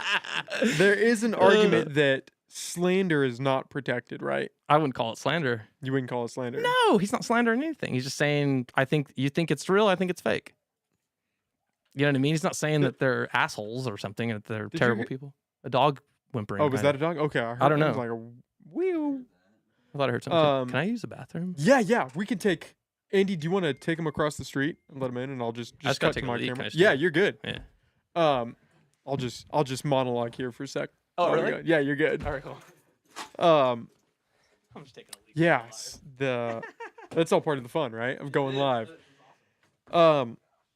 I need to look into the Alex Jones thing because I am so unversed on that. I got in a discussion with my parents actually about it the other day. And I don't know how. I think their information from that is CNN, not a knock, but I think that's where they're getting their facts from that. I have done zero research even outside of that. I haven't even watched the CNN stuff about it. But there is an argument to be made. What is free speech? What do we allow and what do we not allow? Hate speech, right? That comes up a lot. Should we allow hate speech? Is that protected under the First Amendment? Slander. I know Canada's a little more strict than we are, but what do we want to allow? I don't know if I would be a free speech absolutist. I've been called that. I think free speech is important. I think eroding free speech worries me. I think that gets dangerous. I should not be monologuing, but I'm gonna, because it's just me in the studio right now. You have to be able to talk to people. You have to be able to voice your opinions. You have to be able to say what you think, what you feel, and you could be dead wrong. And most of the time, you probably are going to be dead wrong. I'm wrong 90% of the time. But you have to be able to put that out there so that somebody can counter you with better information. Silencing people censoring people, that worries me because I don't think it leads anywhere good. When you silence one group, when you censor one group, it just feels like problems start to arise from that. And who gets to decide? If we said, okay, we're going to censor misinformation or malinformation or whatever you want to call it. If somebody said that and we all said, that's a great idea, we should censor things that are not true. Who gets to decide what's not true? Is it you? Is it me? I wouldn't trust myself to censor everything. I wouldn't trust you, no offense, whoever's listening, to censor all that stuff. Who gets to decide? Are we going to have a board of truth? We saw how well that worked out. Who gets to decide? AI, maybe. I don't know. That could be an option. But who are we going to give the power to dictate what is true and what is not true? I mean, regardless of how you feel, I should not say this, but I'm going to because we go there. Regardless of how you feel about COVID, some things that were said about masks and about the effectiveness of the vaccine, regardless of how you feel, some things that were said at the time that were deemed true turned out not to be true, and vice versa, that were deemed not to be true turned out to be true. You had Rachel Maddow, and I love this example. She was on primetime TV saying if you get the vaccine, you cannot get COVID and you cannot spread COVID. And that was a fact when she said that.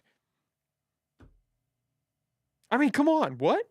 Look at where we are today. So imagine we censor, which was what happened. We censored opposing views. But times change. Information changes. The science sometimes can change, especially when we're in a situation like that where things are developing rapidly. But if we start censoring, what happens if we censor the wrong thing? I think a great comparison of that is with the prison system. Is it better to lock up 9 guilty people and 1 innocent person, or not have any innocent people in jail but not lock up all of the criminals? What do you do to that? Where do you draw the line? And it gets dicey. And we got these guys back. Perfect timing. My monologue was starting to run a little dry. I went off from Alex Jones. I started talking about COVID again. Yeah, can you snag me another one? I started going down the COVID rabbit hole, so it was perfect timing. Yeah. Sorry about that. So no, that's good. That's all. That's Not the battle of being live, Not right? gonna be comfortable. There gets. I like he just feeds you. This guy's on top of it. Andy's on it. Andy's I like it. professional. Yeah, I want an Andy. Yeah, everybody needs an Andy. I'm my own engineer. I've been like sitting here like, okay, we're going. Yeah, That's how I started. Andy came on at 87 with Whitney Ogle. I think it was Andy, and we've never looked back. wow. I know. I feel that way too. It's I couldn't do 87 that without episodes Andy. by Andy's yourself. crushing it. Yeah, Impressive. you'll get. I mean, you're there right now. Yeah. There's a certain kind of romanticism about doing it all yourself. Yeah. But then you start bringing. If you find the right people, I lucked out and found Andy, or Andy found pretty me rad. actually. Yeah. It's just so much easier because now Yeah. I can focus on the conversation. Right. He can focus on the tech, and it's just like you're in sync. Yeah. Like I can't go live yet right now just because of the amount of stuff that like You happens. got to check the audio levels. You got to make sure you're balanced with your guest's audio. So much. I didn't start going live really until Andy came on. I did split screen for a while where we'd be these tiny little boxes on the screen and we'd go live. I did see those. Yeah, I saw some of those. Yeah. That was pretty recent, but I learned. I don't know if we want to talk about this right, but what is that? Do you guys use OBS? Streamlabs. Streamlabs. Oh, interesting. So like I found like because I'm all about like free open end software. I'm always like looking at that first. And so I found like this open broadcaster system, I think it's called, or open broadcasting software. Is that OBS? OBS, Yeah. yeah. And it has like this really cool feature in it that I just learned about that you can give your guest a lapel mic and you can get a lapel mic for you, and then you can make it to where it will turn the cameras based upon the trigger of that person speaking. They do these, have that. These are worthless for it though. Yeah, they do have the software. I've never tried it because I've always had mics like this. I never went straight lapel or plugged into the system in that way. But yeah, I think that I don't know how effective it is, but it would be worth a shot. And the lapel's only for a camera trigger too. because I think that's it. Do you have sucks. to have it plugged into your camera, or can you plug it in right into your computer? I'm still a virgin on that. I don't know. I haven't gone too deep. I was just like, fascinating. That might be something for me, you know, like I have a technical engineer, you know, like There's auto a thing engineer. too. We just got this Roadcaster. Is that the And- new one or that's the new one, huh? I think that's the new one, but it has Dope. those, I don't know what you would call them, jingle pads. And you can switch scenes with that. You can hook it up. I'm pretty sure for OBS too, but for Streamlabs. So you just press one of those and cut back and forth. The little pads right Yeah, there? you see how there's a light on them? Wow. And that's how Andy's switching right now. He's No pressing kidding. those. Yeah. Dope. So for solo, because I was looking into that before Andy came on. You can see it right there. Yeah, yeah. And he just cuts by pressing Wow, it. I was that's so looking into cool. that before I got Andy, because then you can kind of run it. I wasn't sure how effective I would be trying to focus on the conversation and cut, but that's a pretty simple way to cut. That might work for me. I'm gonna have to look. Thank you. Yeah, it's definitely work. Yeah. That's right. Yeah. Yeah, you guys are totally chill. It's really cool. So, Alex Jones. That's where I started my monologue before I got to COVID, which it always ends up back at COVID. I don't know. Well, I mean, man. There is an argument to be made that as long as you're not hate speech, right, which isn't protected by the First Amendment, as long as it's not that, shouldn't you be allowed to say it? 100%. You're a free speech absolutist. Oh yeah, yeah. I like. I've watched things and listened to things that's been called straight up hate speech. When I'm like, that's not hate speech. It's just super controversial. Well, who gets to decide what is Exactly. hate speech and what's not? We the people, as far as I'm concerned. You know what I But mean? what if most people think it's hate speech? That's where you get into That's like what the gender sucks. pronouns and stuff. And then Yeah. it's like, well, what is hate speech really? That's a conversation we should get into. We're gonna get there. But That's a fun Alex one. Alex Jones, you think? I know we probably shouldn't be talking about this because we're not that well versed on it. But you think, from an abject look at it, that as long as he wasn't saying anything that was hate speech, he should be not in trouble. The way I look at it is, it was a story that he got wrong. Like just think his position is that this was a conspiracy and that this was fake and it was all faked, right? And I think a fed op, that was a big and a fed op, Yeah. right? a false flag. Which that's not slander. That's not hate speech. That's just literally a guy saying my position is the opposite of the status quo on this situation. You know what I mean? The hard end opposite of what reality seems to show. I think it's this, and this is why. And I think he got it wrong. What about And I the think he's inciting? paying dearly for He's it. paying a lot of. Pull up how much money he's paying because it's an $1 billion insane amount. or something, like stupid. What about the argument that if it incites violence, that by him saying these people are false actors, that the parents are lying, what if that incites violence against them, that people go out and attack those parents? Well, that they have to show where he's intending to incite violence. So like language that incites violence and language that's intended to incite violence are two different things. Language that incites violence indirectly is covered as freedom of speech. But language where I'm like telling you to go to, you know what I mean, to be Go fuck this person up. right, that's no bueno. You know what I mean? You can't.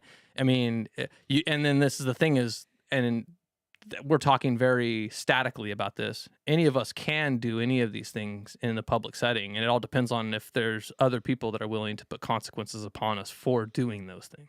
You know what I mean? And so he's fined $965 million, which Insane. is wild. You were fined Insane. almost $1 billion for the words that came out of your mouth. What do you see there? I'm just curious what you Well, see there. I'm worried because, and I'm sure you are too, because we're in the space where all we do is talk. And I'm me and Andy interested. especially, we just talk shit. Yeah. So the idea that you're going to catch We $1 just billion talk shit. fine for talking shit, that scares me. But I also Yeah. recognize we are in a day and age where people's feelings are the end all and be all. No, they which- aren't. But in the court of public opinion, No, kind they of, aren't. they kind of are though. No, they aren't. You don't think so? You I don't challenge think that. But you don't think most people subscribe to that idea? They might. That's They what I'm do. saying. Yeah. Yeah, is that society as a whole is saying, yes, we value your feelings. Yeah. That's your feelings. If they feel slighted, that's on par with physical abuse. I don't think it's a majority. I think it's about 50% of our nation and probably about 50% of the collective of the world probably too. Yeah, I don't know if it's a majority, but it is a very vocal portion. I'd say it's a loud minority. Yeah. That's what I call the left too, is a loud minority. To me, that dovetails into the whole, LGB movement, you know? We're gonna have to get. I have to go to the bathroom because I want to. Yeah, do We're your gonna thing. get there. So, Andy, do you want to open up your mic and you can talk for a sec? I'll be right back, guys. Never had a reason to use this mic before. I'm kind of stoked. Oh, you sound good. Well, I know. It's the first time we've actually turned it on. Andy gracefully brought me to the bathroom. I was literally dying inside. So I look at him as a savior now. Also, I brought this video up earlier just because I thought it was interesting. I saw it earlier, but you talk about robot dogs. Here's some drones spraying some chemicals in China. Jesus Christ. I mean, it's like I'm telling you, like if you see that footage and you're like, yeah, no, Great Reset, that's nothing, just conspiracy theories. Right, it's like, dude, right. come on, man, it's like scary shit, dude. There's so much to China. Is that they're spraying sanitizer? Is that what that is? That's what they say it is. They say it's sanitized. Well, I mean, who knows what it is? Christ. Just breathe in and out; it'll be fine. Yeah, man. I mean, it's just so insane. Let's see. Yeah, I was going down a rabbit hole earlier, going through some of these. Let's see. Yeah, they're just like, come on, that. God, that looks natural. Yeah, But I mean, why hazmat suits? for COVID, dude. Right, yeah. Yeah. I mean, a part of me wonders if they've gone over the top with their optics like this because they know that they're 100% at fault for COVID in total. Or what is that? Is that their camps? It might be. Oh my God. Well, Dude, it's unreal. it's almost a movie. Yeah, it is. I mean, have you seen the footage of like all the people crying at night out their windows and stuff? Yeah. Yeah. That's scary. I mean, you can't make that stuff up. You can't fake that footage, you know? Yeah, so it's like I thought I had to push back on Nick a bit on the whole buying into the Great Reset because I'm like, dude, there's no buying into shit, man. Right. Like if you don't realize that there's a Great Reset happening, you're just not paying attention and you haven't looked into it. There's no buying in. It's like it's just there. It's like how do you not recognize what's happening? Like, I mean, a lot of it too is they don't, the news doesn't televise the massive protests and stuff that are happening worldwide in all these different places and pushback. You only see one side.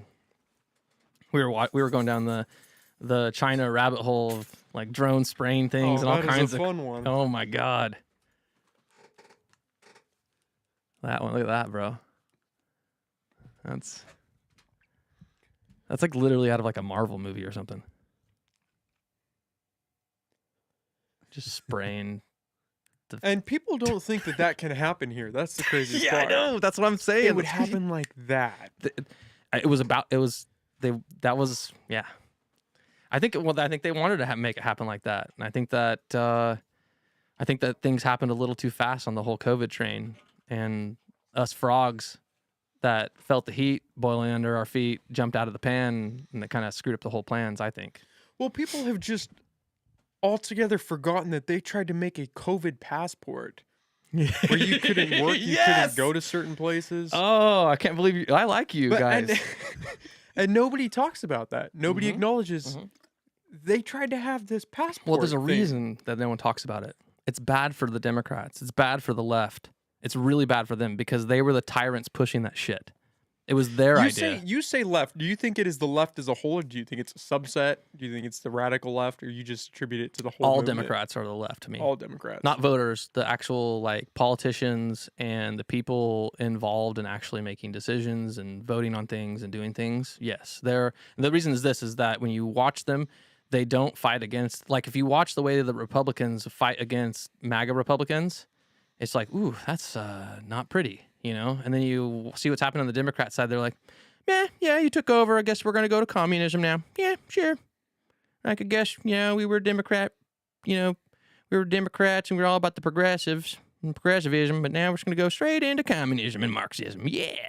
And so that's what they're totally cool with it. None of them, they don't bat an eye to any of the crazy woke, off the deep end leftist garbage that they push. The Green New Deal, complete insane. Like you have like woke climate change bullshit, completely insane. Like there's literally scientists with evidence that shows that it's debunked. Like there is no climate change. You know how there's no climate change is because back when Al Gore 12 years ago said, in 7 years, the world's gonna end because and none of it happened. And they just keep moving the goalposts and goalposts. And before him, it was, there's going to be an ice age. It's the same people. It's the same thing that happened with the LGBT. So this is what happens, okay? This is what I've realized. You get these movements that happen, right? The climate movement, right? You get these organizations, and they start making money, and they start getting donations, and there's jobs, and there's people's careers involved with it, and they slay a dragon. Now what? We need a new dragon to slay because we're an organization. We've got these offices and we've got money and payroll and stuff. And so they slay more dragons and slay more dragons and slay more dragons. And so they just create these false narratives. Like there's like the false narrative that there's anywhere close to a movement like in the 60s as far as civil rights happening today with any justification or relevancy. Fucking laughable. Joke. Absolute joke, laughable. Black Lives Matter, laughable.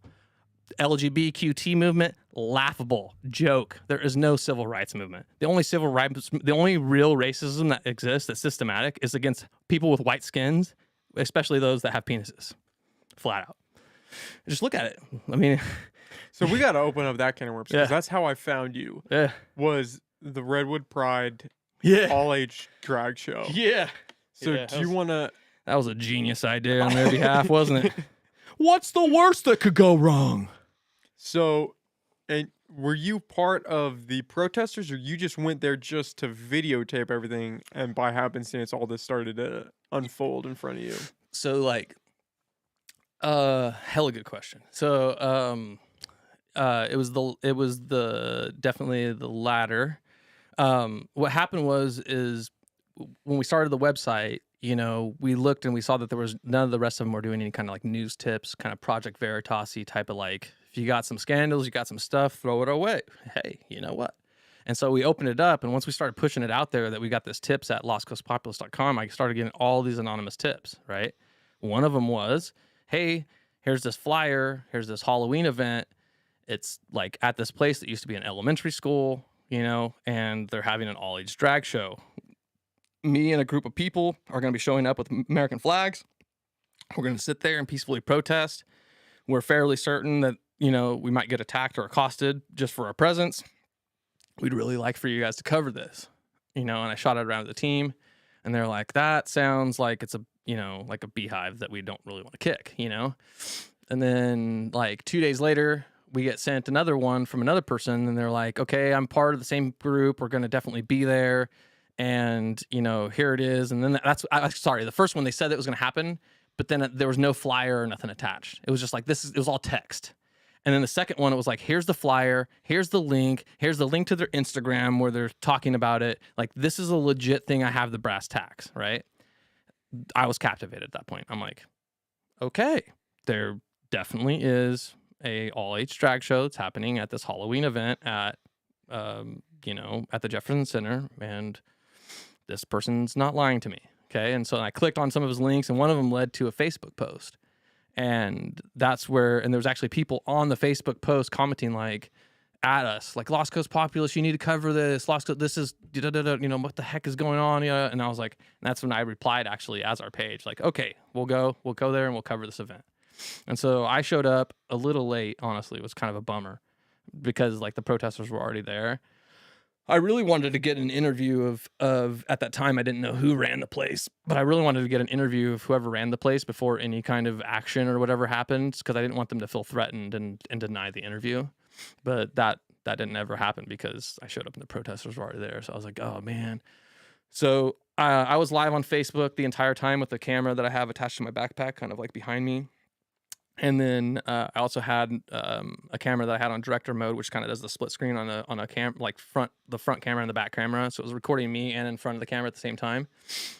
And I had that on my selfie stick, and I was just basically just interviewing people, recording everything that was happening, and just kind of being kind of pragmatic a bit at first. And then we started to get kind of accosted for even being there. And it was actually kind of fascinating because when I first got there, we walk up and the protesters are sitting to our right on this bench, and there's 3 of them. One of them's wearing like a really interesting mask, and they're all holding their flags, and they're just sitting there, and nothing's really happening. And I'm just kind of like recording it, and then all of a sudden, like a group of the people from the attendees kind of approach the bench and just kind of just start like shouting at them, just kind of like, what the fuck, and da da da, and just kind of like, just as you can imagine, nothing crazy, nothing like no fight or anything like that. It was just fuck yous and yada yada yada kind of attitudes, and from both sides, the protesters were just sitting there, and then all of a sudden, like 3 different fellows dressed as some kind of weird costumes basically forced themselves onto the bench in between the protesters, like pushing the protesters off the bench until there was only one. So like 2 of them got pushed off because, you know what I mean? Like how you can kind of like wedge yourself into a seat beside, and then the other person kind of gets popped off, And they were like really heavy set people. So it was like they had like the leverage advantage. And so they were kind of just plopped down and kind of just push these like kind of skinnier dudes out. And, and they could, you could tell from the video that they really enjoyed the fact that they were able to kind of achieve like taking part of the bench seat back or something or whatever. It was really kind of a fascinating thing. And at that point is when I realized that there's like a drove of people walking inside. And so I turned, and Adam was actually with me, and he was with me to help me out, and as well as Ash. And I turned to them. I was like, gentlemen, I think the event's happening inside. We should probably go check that out. This is kind of not really newsworthy anyways, just kind of like drama, And so we go inside, and a lot of it is I wanted to see how risky it got. I wanted to see if it was going to be like the stuff that we see across the nation where similar things are happening, where parents were kind of showing up to protest, and it's because some really lewd and, sexual manner stuff is happening there. And much to my surprise, it was, and it was even while they knew I was recording. But then it was like the footage that we were able to capture when they didn't think we were recording was also like pretty scandalous as well. Like we've got images of the main host completely like all of her body from here down completely exposed in just a thong panties, and again, this isn't stuff that like shakes me or anything. This isn't the stuff that like I'm like, oh my God, my delicate insensibilities, I'm not, you know what I mean? Like I'm very like, yeah, I've gone to Burning Man for 10 years straight in my past. Like I'm a very open-minded individual when it comes to these things. But the thing was this, is that they didn't have anybody working the door. Okay. It was an all ages event, and there was toddlers unmanaged walking in and out of this thing, all while dancers were dancing and things were happening. I've got video footage of young children, probably just from gauging, probably somewhere like between 7 and maybe 9 years old, handing cash tips to men dressed in sexually provocative clothing, who are then twerking on other men and then acting like they kiss a guy and then rubbing his hand down the chest down to his crotch area, and then that guy's like, oh wow, and all kinds of stuff. And like all by itself, if this was an 18 and over event, there'd be nothing there. Like yeah, whatever, you know what I mean? I've been to all kinds of what are they called? Where people Burlesque. Thank you so much for burlesque shows. Love them. Think they're amazing. 18 and over though. You know what I mean? And so the whole thing, the whole predicate of the entire thing was that it was all ages. If they had made that thing 18 and over, the protesters would never have showed. Each and every single one of them have proclaimed that exact same thing over and over again in written statements to the board of supervisors, statements to me in interviews. I wouldn't have shown up if it was 18 and over. It wouldn't even have been newsworthy. It would have been a nothing burger. This is what made it newsworthy, though, is that, and I didn't know this until after the fact because of another anonymous tip. It just so happens to be that Heidi Benzanelli and Michael Hansen, who are chairs of the Humboldt Community Services District, Heidi Benzanelli runs the Jefferson Center. Michael Hansen was there in a dress handing tips out to dancers. These two people tried to vote off Alan Bongio for saying the word Indian under the predicate that saying the word Indian is racist. But here we have these two same folks that are just completely okay with all age drag shows where scantily clad men dress in sexually provocative clothing and dance in, very, very suggestive manners for cash tips in front of children with the door that is unmanaged by any adults. And somehow abbreviating the 3 tribal names with the word Indian is racist and is worse of an offense than, literally setting up an all-age drag show at a Halloween thing and then claiming like it's a family-friendly event, And so I see it as like this, the universe kind of just was basically just gifted us a thing. Like we had no idea that what we were going to record when we showed up, but it gifted us all kinds of things. And then we had no idea that in our recordings, we would record Michael Hansen. We had no idea that Heidi Benzanelli ran the Jefferson Center in advance. That was just, the universe just gifted that to us because we just had the guts to go there and, show up and video it, right? It's a fascinating turn of events because I think the only reason that you saw any kind of pushback against us at all, any kind of things in the news, are all because those two people were there. Because I bet you and I would agree that the underwriters of the $3.3 million grant that they got to renovate that place, I bet that they had no idea that they'd ever use it for an all-age drag show. But isn't that just a community event? No. It's not. An all-age drag show? Well, I hear that, and I would instinctually think, well, I wouldn't take my kid there. Mm-hmm. But if you have a kid and you want to take them to an all-age drag show... That's fine. So what's the story there? The story there is that it was open to the public and that it was a Halloween event and it's just anybody that's in the neighborhood or could just basically send your kids, or if you say you just happen to have your kids play at the Jefferson Center on a consistent basis, that's just where they play. That day, lo and behold, they show up and there's this Halloween event. Awesome. And then they go inside and they're exposed to all sorts of things that their parents would object to without their consent. Were there any cases of that happening? I mean, I didn't interview every single person that was there, but the point is this, is that it was an all-ages drag show that was open to the public. And that if it was 18 and over, as it should be, like rated R movies, right? Like, or at least NC-17, right? What the rule is there is that it's all good if your parents bring you and they do it and they sign off on it. That's all that the protesters were saying. That right there was just neglected. And because that was neglected, that's a huge issue because that is a community center. It's a public event. Any child could have shown up to and walked inside unmanaged without any adult stopping them.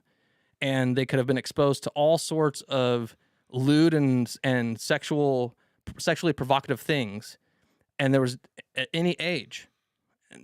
And I mean, as a parent, fuck, dude. I mean, I know you don't have kids, but I'm telling you, bro, it's like, I don't know. I'm trying to think of an analogy with a pet.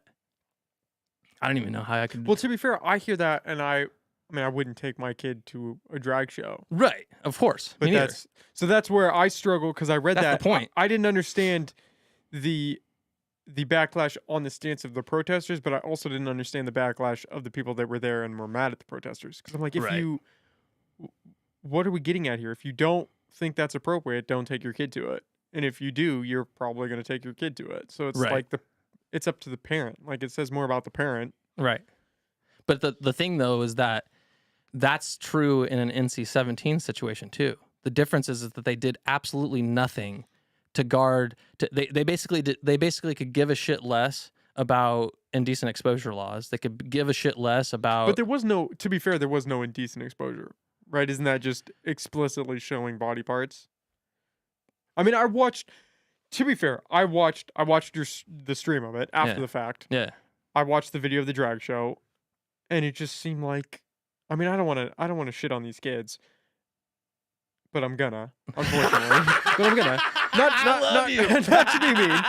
to be mean, but it didn't seem like something. I mean, maybe a few of them actually rehearsed a couple times, but it wasn't like a well put together. Yeah, it was pretty terrible routine. It was just some kids like trying to dance to some music to try to do something to maybe get a couple bucks, and I don't know what they're gonna. There's footage we haven't released. Okay, well, obviously I haven't seen that. Yeah. But from what you did release from the streams and stuff, it just looked like some kids that dressed up in drag dancing to try to get a couple bucks. I don't know if they're going to put that towards the Redwood Pride or if that goes to them or what, but it's like if you took a bunch of kids that were, I don't know, that just wanted to dance and wanted to dress up like girls or wanted to dress up like boys and for whatever reason danced in front of the public and got a couple bucks. Like that's what I wrote that off as. Is it wasn't this production of people that actually rehearsed to try to do a burlesque show, which seems like is way more in depth than what they did for the drag show.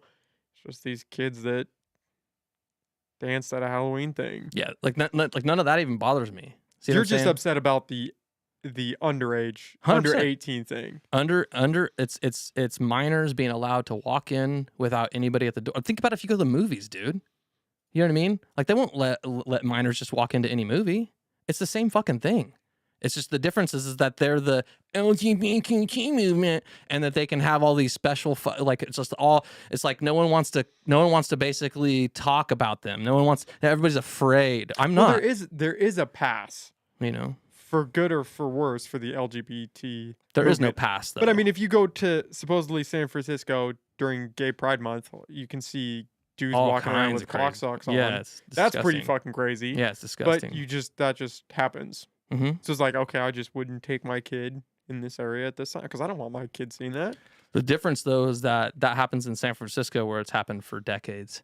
It's where... But it had to start at one point. So yeah, it's happened Yeah. for decades, but there was a point where it was the first one. Right. So And is there this was the no first one parent- for Humboldt? I'm going to assume that there was no parent protesters to show up and confront them in San Francisco. And in Humboldt, it's a different environment. So you think that's what they were trying to do by protesting and say, hey, we're not okay with this? Yeah, drawing a line, dude. You guys are crossing... They crossed the line. They 100% crossed the line. There's no way around it.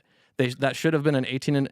The drag show portion of it should have been advertised as an 18 and over event with the presence of minors and under the presence of adult can come in. That's how it should have been advertised. And if it was, there would have been no protest. It's that simple. When I was reached out to, it was every single. I'll send this to you after the fact. Every single document, every single link I got, everything that I got was predicated on this needed to be an 18 and over event.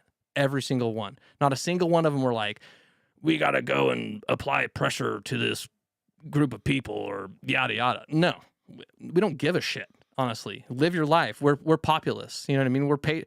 Like so. Here's one for you. Okay, so this is how much of a populist I am when it comes to the gay community. I'm actually designing right now a shirt that is the "Don't Tread on Me" snake, but the snake's going to be rainbow, and then it's going to have things on the bottom of it like gay but not woke, gay but not liberal, gay but not leftist, you know? Because there's a huge difference. I know a lot of professional gays that are absolutely disgusted with the transsexual queer movement and they reject it outright. What is a professional gay? A professional gay is someone that is like... I've never heard that term before. You've never heard that caught me before? so off guard. Professional at being gay? No. Okay, 'cause I'm like, what is that? What does that mean? I heard that and I'm trying to think like what is professional like hilarious. as opposed to acting? Like gay? professionals. No, I mean like you know... Like a working professional. working in your- professional, Okay, yes. I've never heard it. I've never heard professional gay. Yeah, it's kind of a weird... I kind of made that term up, I guess, probably just now. Really weird term. That kind of that caught me off guard. I wasn't sure Hashtag if we were professional gay. distinguishing like there are actor gays and then professional gays. It's like what? Hashtag professional gay confirmed.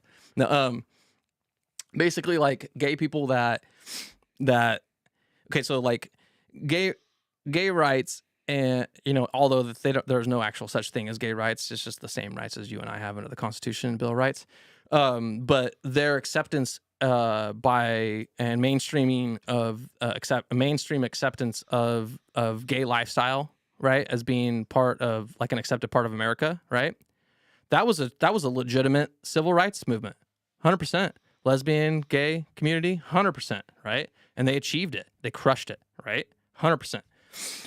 During that entire time, the religious right opposition to them would constantly call them groomers and call them pedophiles, and that say that this is a slippery slope that's leading to situations where there's going to be grooming and pedophilia, and that's what it's all about. That homosexual men, they're predetermined, you know, more predetermined to pedophilia than yeah. You know what I mean? That was the entire predicate of the opponents of that movement back from the 80s through the late 90s, right? And now it's like they're feeding directly into their hands. They're feeding directly into the hands of their opponents, and they're fools for doing so. They're absolute idiots for having all-age drag shows. The reason why is it's optically terrible for them. What it does is it makes me be able to go, don't act like groomers, you filthy, disgusting groomers. You should have that 18 and over. Why are you trying to groom children? It's disgusting to try to groom children. Those aren't your children. And then I can even say this: the parents that bring their kids to that are grooming their own children. See what I'm saying? It's because it's all become so acceptable. That's why. And so when a guy like me who has children, who's vehemently opposed to bringing my children to something like that, vehemently opposed to, I don't even like that children are being brought to it, but I'm such a populist that I know that I can't make that position. You know what I mean? In my heart of hearts, I think it's disgusting. I think that a parent that brought their kid to that should be ashamed of themselves, and that they're walking the line, walking a thin line. They're actually walking a tightrope, and when they fall off that tightrope, it could fall right into child endangerment and all kinds of nasty things like CPS calls and things like that. That's what I think, in a moral world, but then again, there's me personally, and then there's my policy and my view and my disposition, and then there's the way I'm going to run my company. Those are different things. You know what I mean? And so I personally, I call it the LGB-GD movement. That's what I call it. Lesbian, gay, bisexual, gender dysphoria.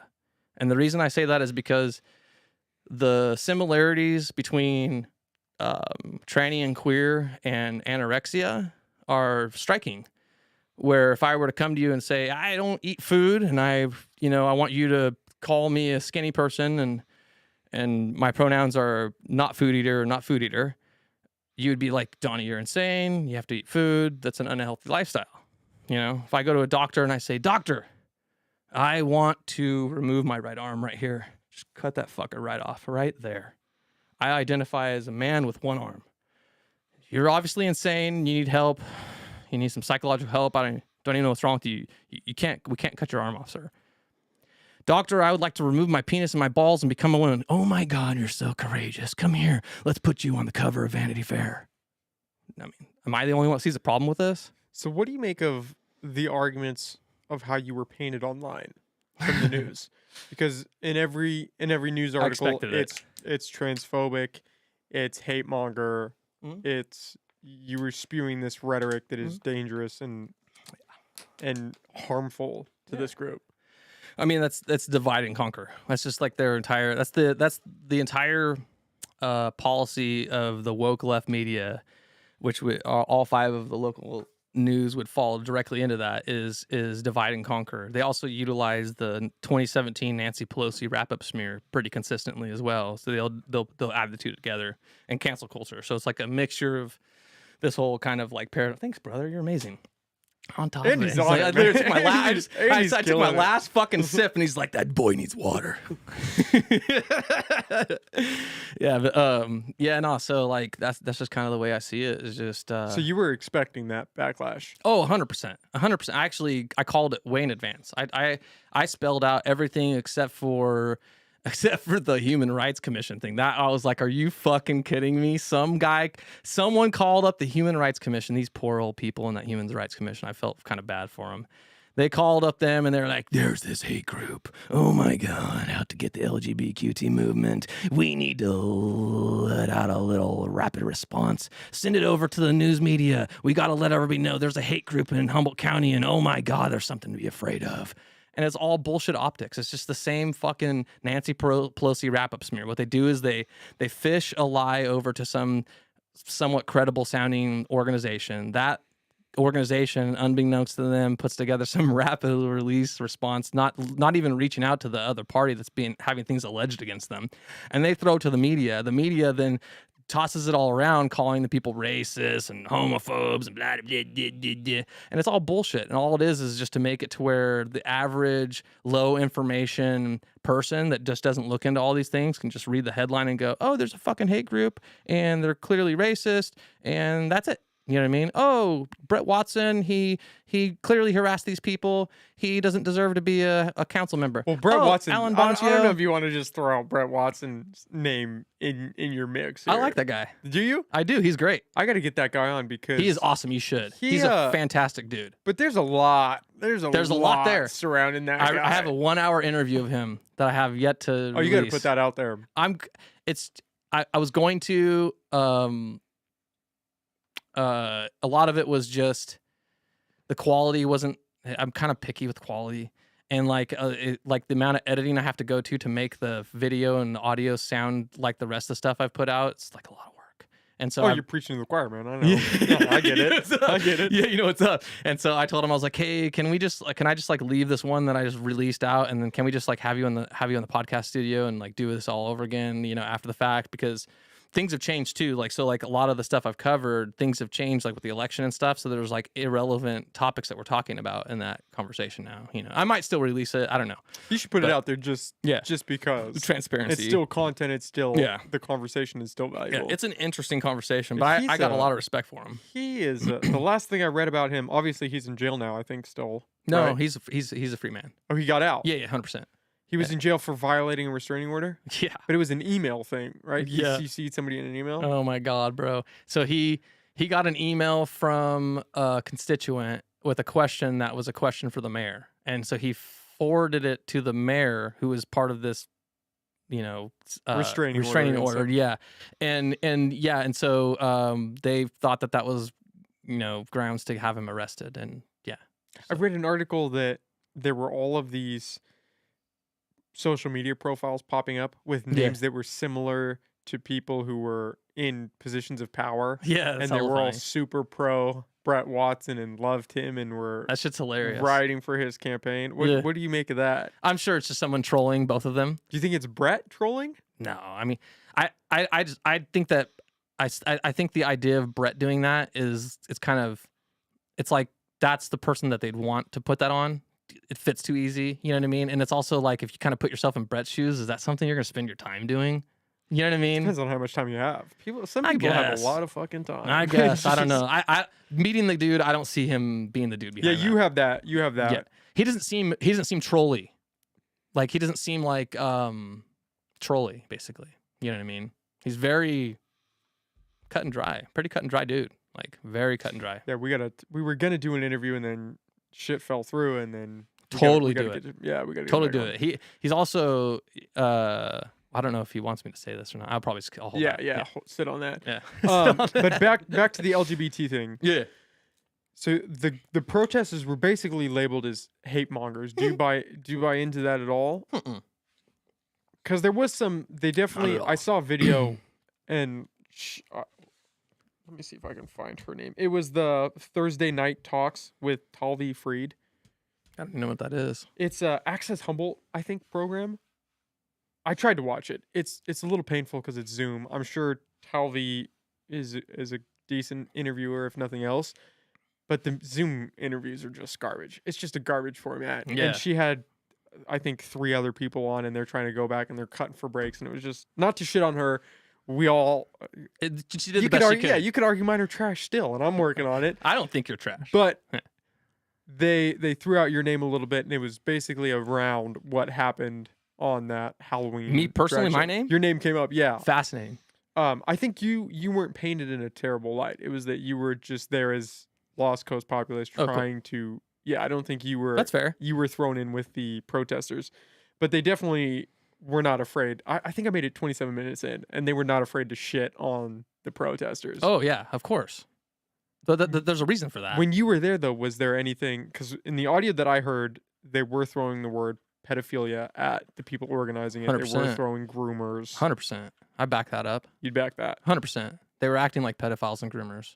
Because it was underage 100%. drag show. This is what it is. So you don't go like, you guys are doing mean things and their things are wrong. You got to no. You say the thing that's going to sting them worst, and you say the reason you're doing these things, and that's what makes you this.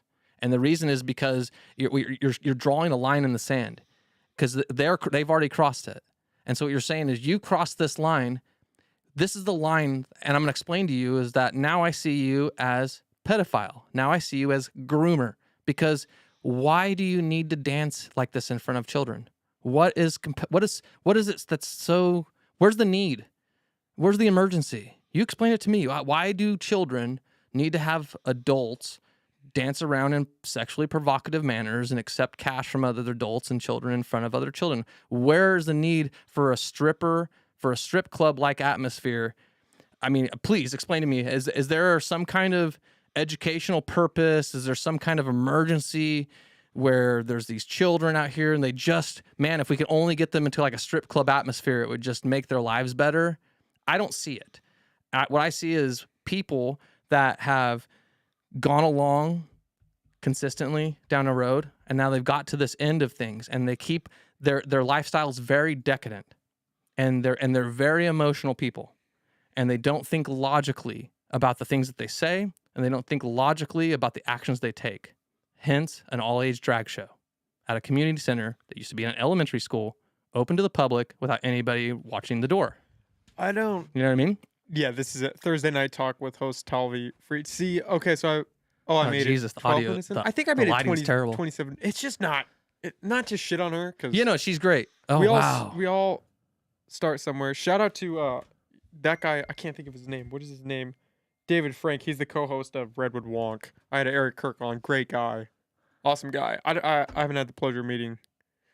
What is his name? David Frank yet? But Oh, that's I mean, the, just that's the the medium's just that medium's guy's just that, terrible. that He's the dude's- commissioner. Oh yeah, Yeah. that's what I was going with that. They we joined their thing and they walk back their claims. Yeah, it was Ariel Nikolai, the Redwood Pride host, I guess. Jim Glover, the chair of the Humboldt County Human Rights Commission, and then David Frank. Yeah. That was who was on the panel. Way too many fucking people to have a really good discussion. And none of the protesters. But, and I mean, yeah, none of the protesters. I mean, I mean, you saw how harmless frickin' Elaine was. Like, they could have got her on. Elaine. Yeah, but I didn't see.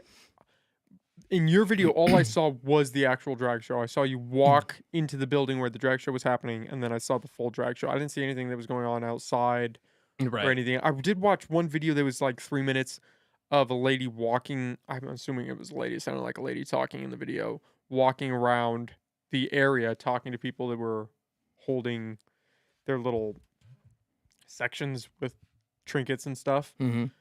But I didn't see any context around what happened outside. Right. Which is what it sounds like. That's what they were talking about, is that there was hate speech thrown around outside of the drag show. It got confrontational. There was some violence. Well, they consider saying pedophilia and groomer hate speech, you know? Like, so, I mean, I was covered in Lost Coast Outpost recently because of my comments at the Eureka City Council. Did you watch the video of me giving the speech there? I saw some. See if you could pull that up. I think we can play that. That one's fire. I think I saw fragments of that. That one's on our YouTube. If you go on our YouTube, it's on there. But I mean, there's just a lot of controversy around all of that. Yeah. But you don't think that's hate speech? I mean, there's no.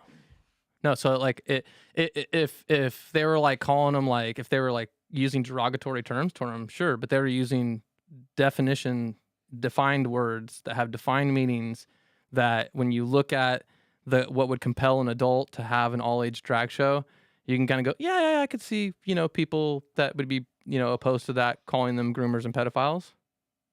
See what I'm saying? It's all perspective. Like, where I'm sure they don't like to be called groomers and pedophiles, but if they were to walk a mile in the shoes of the protesters, they'd probably go like, yeah, we probably deserve to be called groomers and pedophiles at that event. What about the infamous sticker thing that happened? Fucking stupid. Fill me in on that, because I'm not well versed on what that was. I mean, it just kept popping up in the articles, and I couldn't figure out what it was. It's the most it's something that I can't stand. I don't know why they do this. I really don't. But they'll take two things that are please someone out there, please explain this to me. How precisely is a sticker that's found in the middle of the woods with alleged hate speech on it tied to somehow the people that came, the parents that came to protest an all-age drag show. I mean, please, everybody people out there making those claims, please write me an email. You explain to me how we know for a fact that those two things are tied, because I think that there's a chasm, that there's a Grand Canyon of like delta between the two, where we're now assuming that the same people who are over here, parents protesting this, are walking in the woods and putting stickers on, to trigger people, just to trigger people. And that these two intentions are co-equal intentions. It's completely fascinating to me. I think it's all for the low IQ, low information headline readers. You know what I mean? Oh, there's a hate group. They put stickers out there and they showed up with the flags. Bunch of haters. You know what I mean? It's for those people. What was on the sticker? Yeah. Do you know? I don't know. I looked at it. It was like something like it was like, I can't remember exactly, something get the stick or something get the. It was something like it was something basically saying that like the LGBTQ movement gets attacked or something like that, or they should get attacked. I can't remember what it was. I mean, if you can look it up, you can see. But I don't know if we can find it. Is this? No, this is the fire. Yeah, this is good. Are we set up where you can play it through the headphones with the Rode? I heard the last stuff. Did you hear the last stuff? I think through so. the audio. See if you can play it. We might. Oh, nope. No. You might have to turn the volume up on one of those, on one of these, Andy. Oh yeah, that's right. It's not going to be one of those. It's going to be one of the ones up here. You're going to have to move it manually with your finger. And so, like on that screen right there, the lady standing behind me right there, that's actually Heidi Benzanelli. I didn't know it when I made this comment that she was to walk up and make a comment directly after me. I didn't know that was her until I got the second anonymous tip. Mm-hmm. Like I had some lady. That's actually how this all started. I had some lady DM me, I think, on Facebook with the flyer and was sending me all this stuff. And I was like, I don't understand what is going on. And she's like, they're doing an all-age drag show. And I was like, okay, but what? Like, what? What does this have to do? Yeah, with me? what is going on? And she sent me stuff. She sent me one of the flyers with a link, and she was like, if you click on the link, it goes to a Chinese porn site. And I was like, well, fuck, now I have to click on the link. And it, to be fair, it did. It did. It was like a redwoodpride.com. I shouldn't say that because I'm not 100% sure what the link was, but I think it was like redwoodpride.com maybe. And it went to some, but that must have just been, oh, here we go. There we Thanks, go. Yeah, Andy. so I explained it to, I explained it. There's all that group of parents and stuff get all worked up about that. And I actually reached out to them. I was like, whoa. Cause I'm a web admin. You know what I mean? I know a lot about websites and stuff. And so I was like, look guys, this is completely a troll. Like their actual website's a .org website. Here it is. When you go to it, it just goes to their website. So that was just bad. Someone just set up a .com and they just did a redirect to some porn, to like the worst porn site that they could get, and that's all it is. Because if you look at, and what you can do a redirect and make it to where whatever site it redirects to, it still says the original .com that you typed. They were just trolling. 100%. That's what sparked before I Yeah. knew who you were, before I knew about Lost Coast Populace. Yeah. Just some rant. See if you can go into my. Actually, we'll play this and then I go think into my whoever did. Messenger. I think whoever did that was incredibly foolish and stupid, because that is that's tactics that don't work, that don't play well. You know what I mean? Like all that does is the redirecting the link. Stupid. It's Yeah. optically terrible. I think the lady that reached out to me, I don't think her intentions were necessarily. She probably believed it. She probably did. Yeah. But I think she was trying to say, hey, maybe draw a light or draw. Yeah. But it took me a while because I saw that and I just kind of wrote her off. Shout out to this lady. I literally, when I reached out to him, I was like, I don't know which one of you guys did this, but it was fucking stupid. Yeah. Straight told him like that. I was like, I don't know. And they're like, well, none of us did it. None of us did. I'm like, well, I'm just telling you that someone did this. Like, this is something someone did. Is it cool if we play this on the podcast? Oh, hell yeah, This dude, is go your for it. thing. Yeah. All right, I need to play This went viral on Twitter. Turn it. Can you crank the volume on that a little bit? Can I use the bathroom when I go do this? Yeah. All right, cool. Andy, do you want to? Okay, perfect. I like that. That's.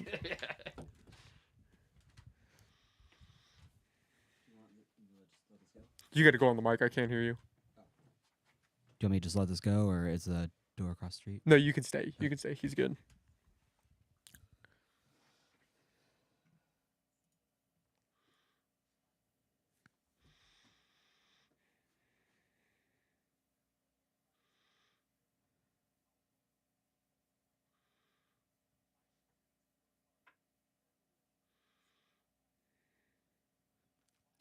Is that door unlocked across the street?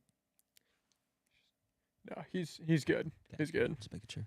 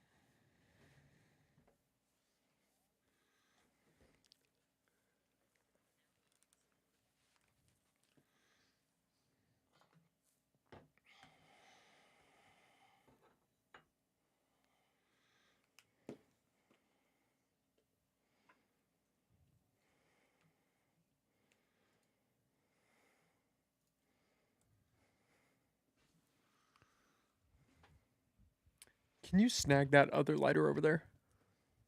What? Can you snag that other lighter over there? Yeah. No, there's one by the water right there.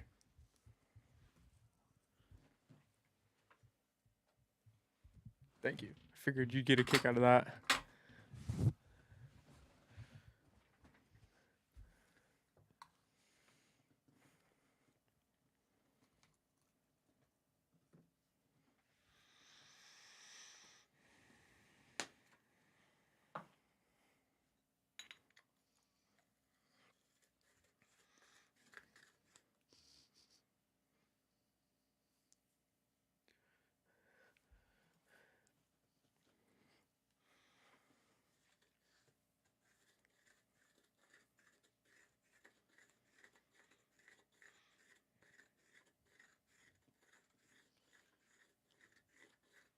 Fire. I mean, it is interesting that your argument is basically had they made it 18 and up, you guys wouldn't have given a shit. Entirely it. That's the crux, dude. It's like it. Like 100%. Like I have a lesbian niece. She comes and stays. Oh. That's playing again. You hear that? Going Uh, on repeat. I have a lesbian niece. She comes and stays with me all the time. We have a great relationship, you know? Like she accepts my dispositions and our differences, but I love her and I have nothing wrong with her lifestyle. I have nothing wrong with gay guys. I have a friend named Seth back in Modesto, one of my best friends. I haven't seen him in years. I know he'd love me just the same, you know, gay man. He's one of these professional gays I talk about. And you know, he's one of my favorites too because he actually uses gay slurs against other gay men if they like are S's and they're all like you know, S's? oh my god, S's. That way of talking. Yeah, you know, like I don't know what to call it, like flamboyantly gay or whatever. He will like use derogatory terms against them in speech, which is super awesome if you're in his presence. You know, it's like comically just gold. You know what I mean? And so it's like, yeah, that's kind of. I mean, having the experience that I've had with the folks that I have, you know, like. Where my niece, she more accepts the QT part of the movement, you know. She's younger, you know. It's just kind of like it's just your perspective and the pressure that's put on you and the people that you're around. Really, is what it boils down to in my mind. Like, you know, if it, like Heidi Benzanelli and like some of these folks that had this, you know, all ages drag show, you know. I bet $100 that there's probably meetings where they probably tossed around like, this is kind of risque. Do we want to do this? Da, da, da, da, da. And I bet it came down to like, well, if we don't do it, then we have to answer to these people and the pressure that we're under to be woke is so high. And I mean, that's the thing is like a lot of people that are on the right or people that are Republicans, center, even independents, they'll see kind of like what's happening on the left and they'll think that everybody's just like sold into it. But I think that a lot of it's just literally leverage and pressure. It's like because like, I mean, look, like you step out of line and it's like you're immediately evicted from the church. You know what I mean? Like there's a lot of people that see me as an ally, even though they've been a leftist their entire life. But the only difference is that just recently they've made some kind of choice that got them kicked out of the church, you know? And then when previously to them, and these are usually around COVID. And previously to them, I've explained to them like, look, you might consider yourself a liberal now, you might consider yourself a Democrat now, but you step out of line one little step, and you're going to be right here next to me, and they're going to call you a right wing racist, you know, everything, because it's like you can't be in the middle. There is no middle to this narrative, you know, and that's the whole thing. Once you realize that there's no middle to the narrative, that the whole thing's divide and conquer, you know what I mean? To pit people against each other, and that's the strategy, it becomes real easy to unwind. That's funny because Andy and I were joking about it a couple weeks ago. I was like, I feel like I'm pretty in the middle, and Andy looked at me and just started laughing. He's like, really? I was like, yeah. And he's like, well, yeah. Do you want to grab the wraps? Oh, you have They're some at papers? the bottom. Yeah, we got you. Dope. They're at the bottom. Because I feel like the middle is definitely dying. There's not a lot of people left. There's a lot, actually. It's just they're not. Well, there. you just To don't be hear fair, about it. yes, Yeah. there are, but it's a silent. It is a silent middle, and people are just kind of I don't even know how to do disappearing. this. You just pack it. Here, hold on. I'm gonna go run to my car. This is foreign to me. Yeah. All right. Andy, come on, comps, talk with me. What's going on, Nick? How's it going?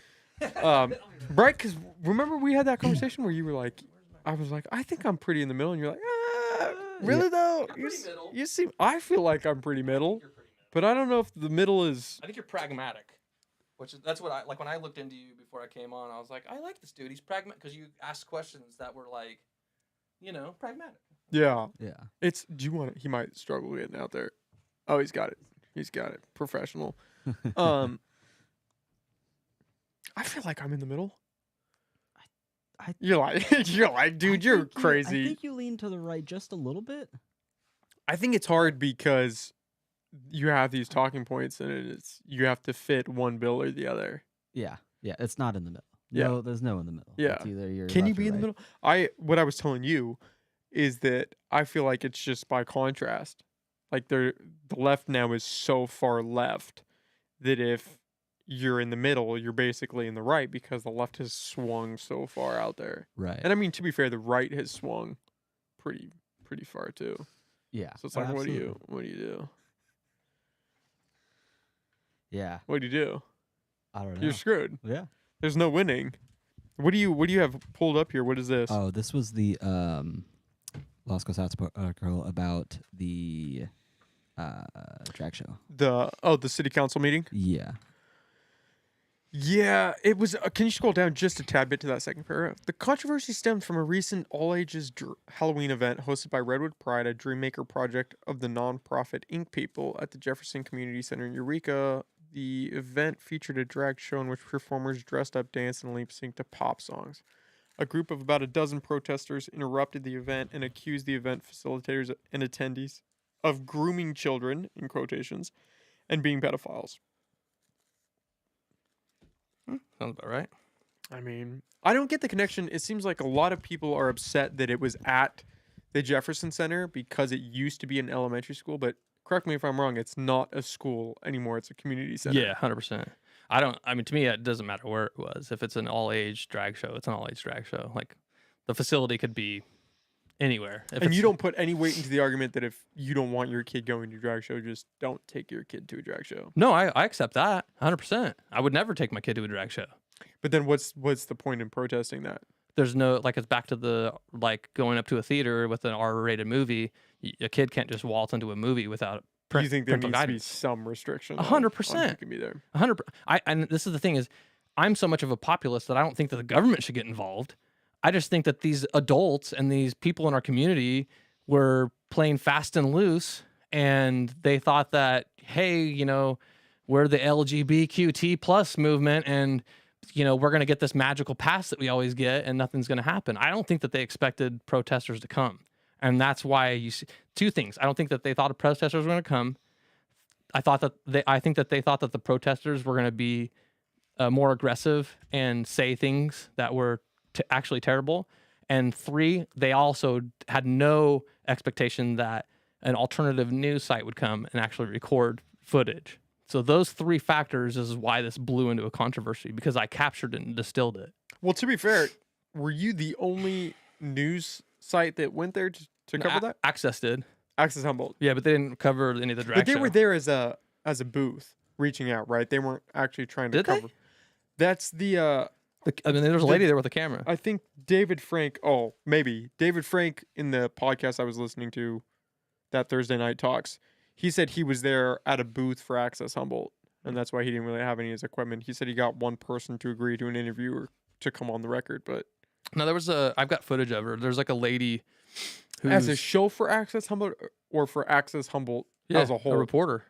but like a reporter on Access Humboldt, because Access Humboldt has Yeah. a ton of different channels underneath it. Yeah, she was Access Home. I talked to her. It's all on Okay. the videos. It's all on video. The conversation I had with her. What's this footage that you haven't released? What's in that? It's basically footage from. It's because I didn't take it, and I haven't got rights. I haven't been given the like it's footage that was given to me. I'm like, can I release this? And I haven't got a reply back yet.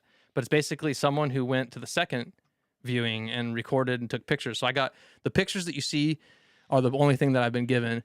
Where on our images, it shows some pictures of the host, and you can't find those images in any of our video footage because they're Oh, yeah. screenshots. You don't have to show those. Those are the ones that I showed you before we started the podcast. Yeah. Yeah. And those are screenshots. Those are on your site. Yeah, those are screenshots from the video that the Anon took and gave to us. But the thing too is it's like we have to ask ourselves, we're like, do we want to release this video on our website? And then kids see this and now we're kind of working against our own, you know what I mean? Like how many kids have their mom's phone in their hand, you know? And so it's the video footage basically that I captured and the video footage that they captured, what would you call, like the nature of it's a lot different. When they didn't think that they were being recorded, the nature of it changed. You know what I mean? I'm gonna probably release clips. I just got to get the person to reply to me. Is it stuff that you weren't there yet to record, or you just missed it, went on in a different area? So I didn't know that there was gonna be a second half, and so after the first, I thought you recorded 2 halves. No, I just equipment issues. And okay, because I was gonna say I thought there were 2 different. There's videos. 2 different videos. Yeah. So that was only 1 half of the drag show. Right. Okay, I thought that was half 1 and half 2. No, that's the thing. Is like a lot of people think that too, and I've had to explain that a couple times. That the reason I have 2 videos is because of equipment failure. And story of my life. Man. Fucking A, right, bro? I swear to God, dude. I swear to God. And so there was 2 videos because of that. And I actually lost video footage, which I'm so sad about. There's like a hour and a half section of video that I had that when I was editing it, I accidentally deleted it, which sounds retarded. But I was editing it on my phone and I was trying out a new program and I was like, oh yeah, I'll just close this. And when I closed it, it was literally like deleting that file and I didn't realize it. But basically that was video footage of the first 5-10 minutes of me being there, which completely refutes the whole, basically it shows that they were the first people to confront anybody were the attendees of the event. The first people to strike anybody or to touch anybody were people from the event. And the first people to draw blood were people from the event. So there was an actual physical altercation? Because in that... I didn't catch that. I wasn't there for it. I think I read some article that said somebody talked to EPD and they said it was completely peaceful, that there was no altercations. There were verbal altercations. There was one guy that was shoving another guy or something, but it never got serious. No, there was a lady named Deanna, I believe, that got hit. A lady got punched by another lady? I'm not sure if it was a lady or a guy dressed like a lady. Isn't that weird how that changes things? If it's 2 ladies hitting each other? Isn't that weird? Because if it's a guy that goes up and decks a girl, we have a problem. Yeah.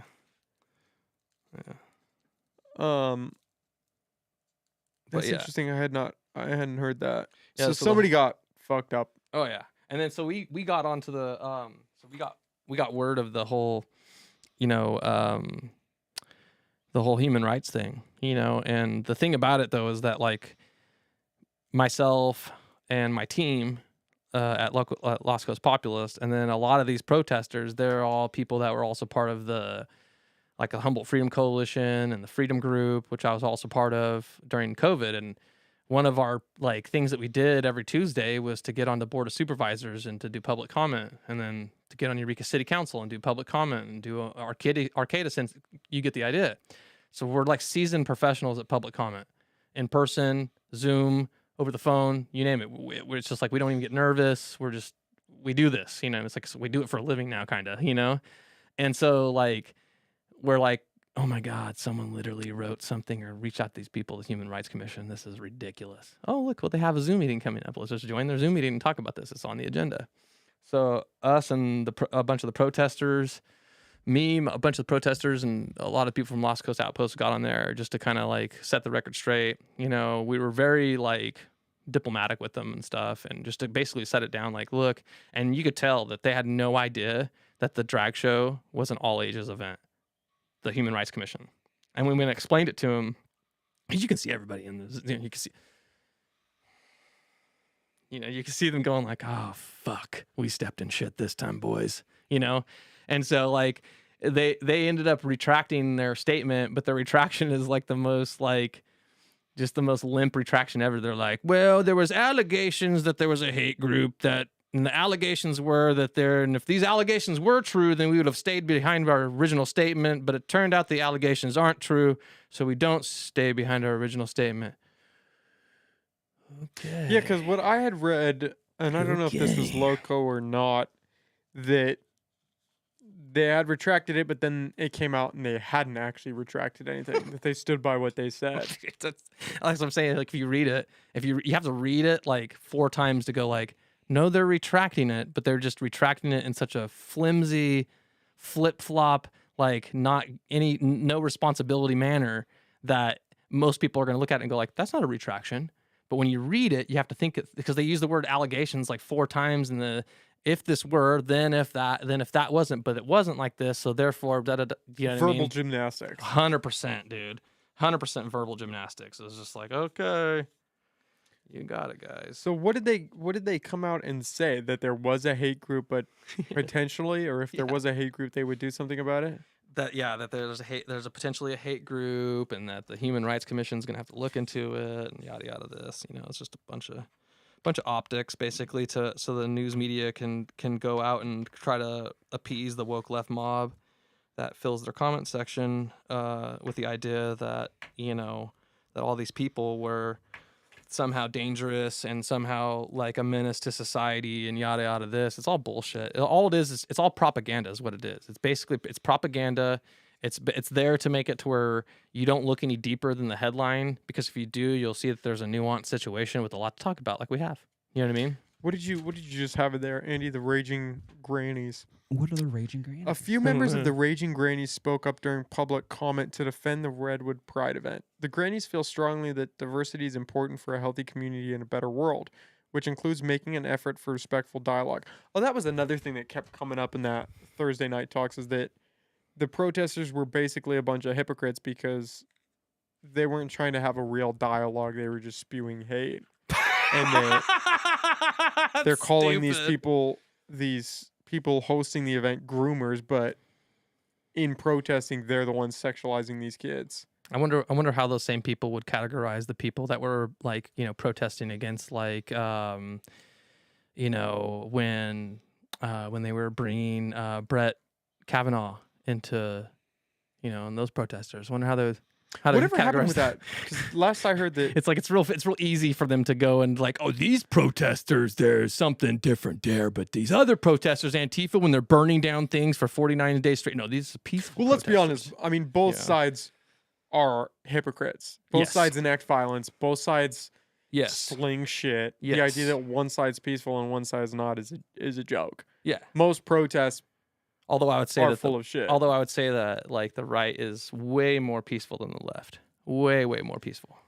Just because like if you just compare January 6th to Portland Antifa during the summer. Yeah, but that's one instance. I'm sure you could point to women's march. That's the biggest. Most of those women's march that happen in Washington are pretty peaceful, but verbally you could say not peaceful. Yeah.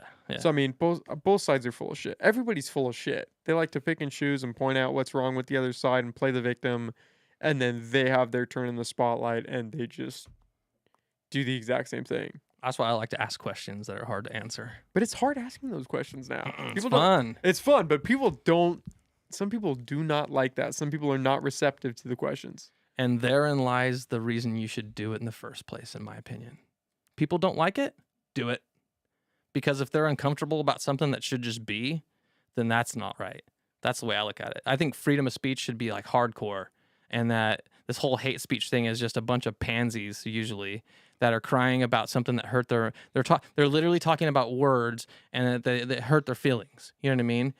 Nothing ever physically happened. No one got hurt. No one's gonna get hurt. There's no hate group. There's no violence. There's nothing. You know what I mean? It's all propaganda, and it's all just to make it to where the LGBTQT people who think that that's who they are, they will be very less likely to sit down and have a conversation with a guy like me.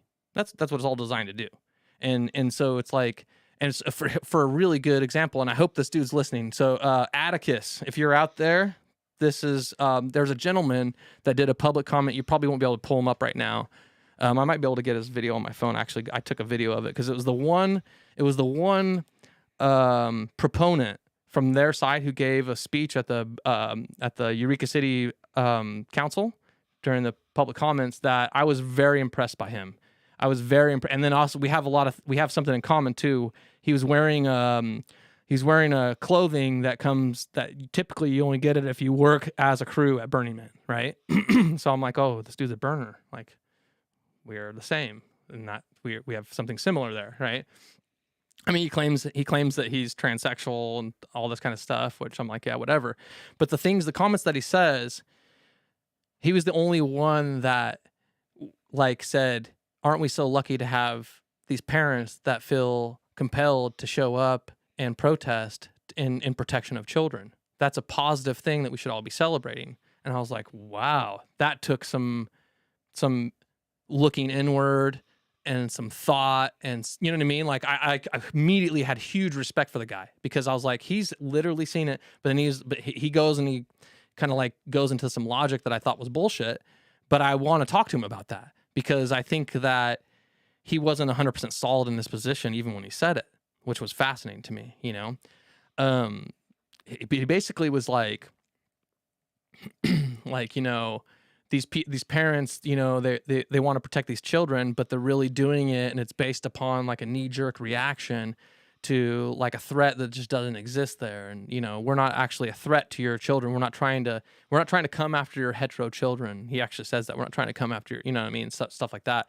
And so, I was just like, out of all the people who commented, I was like, I actually really want to have him on my podcast, just to be straight with you.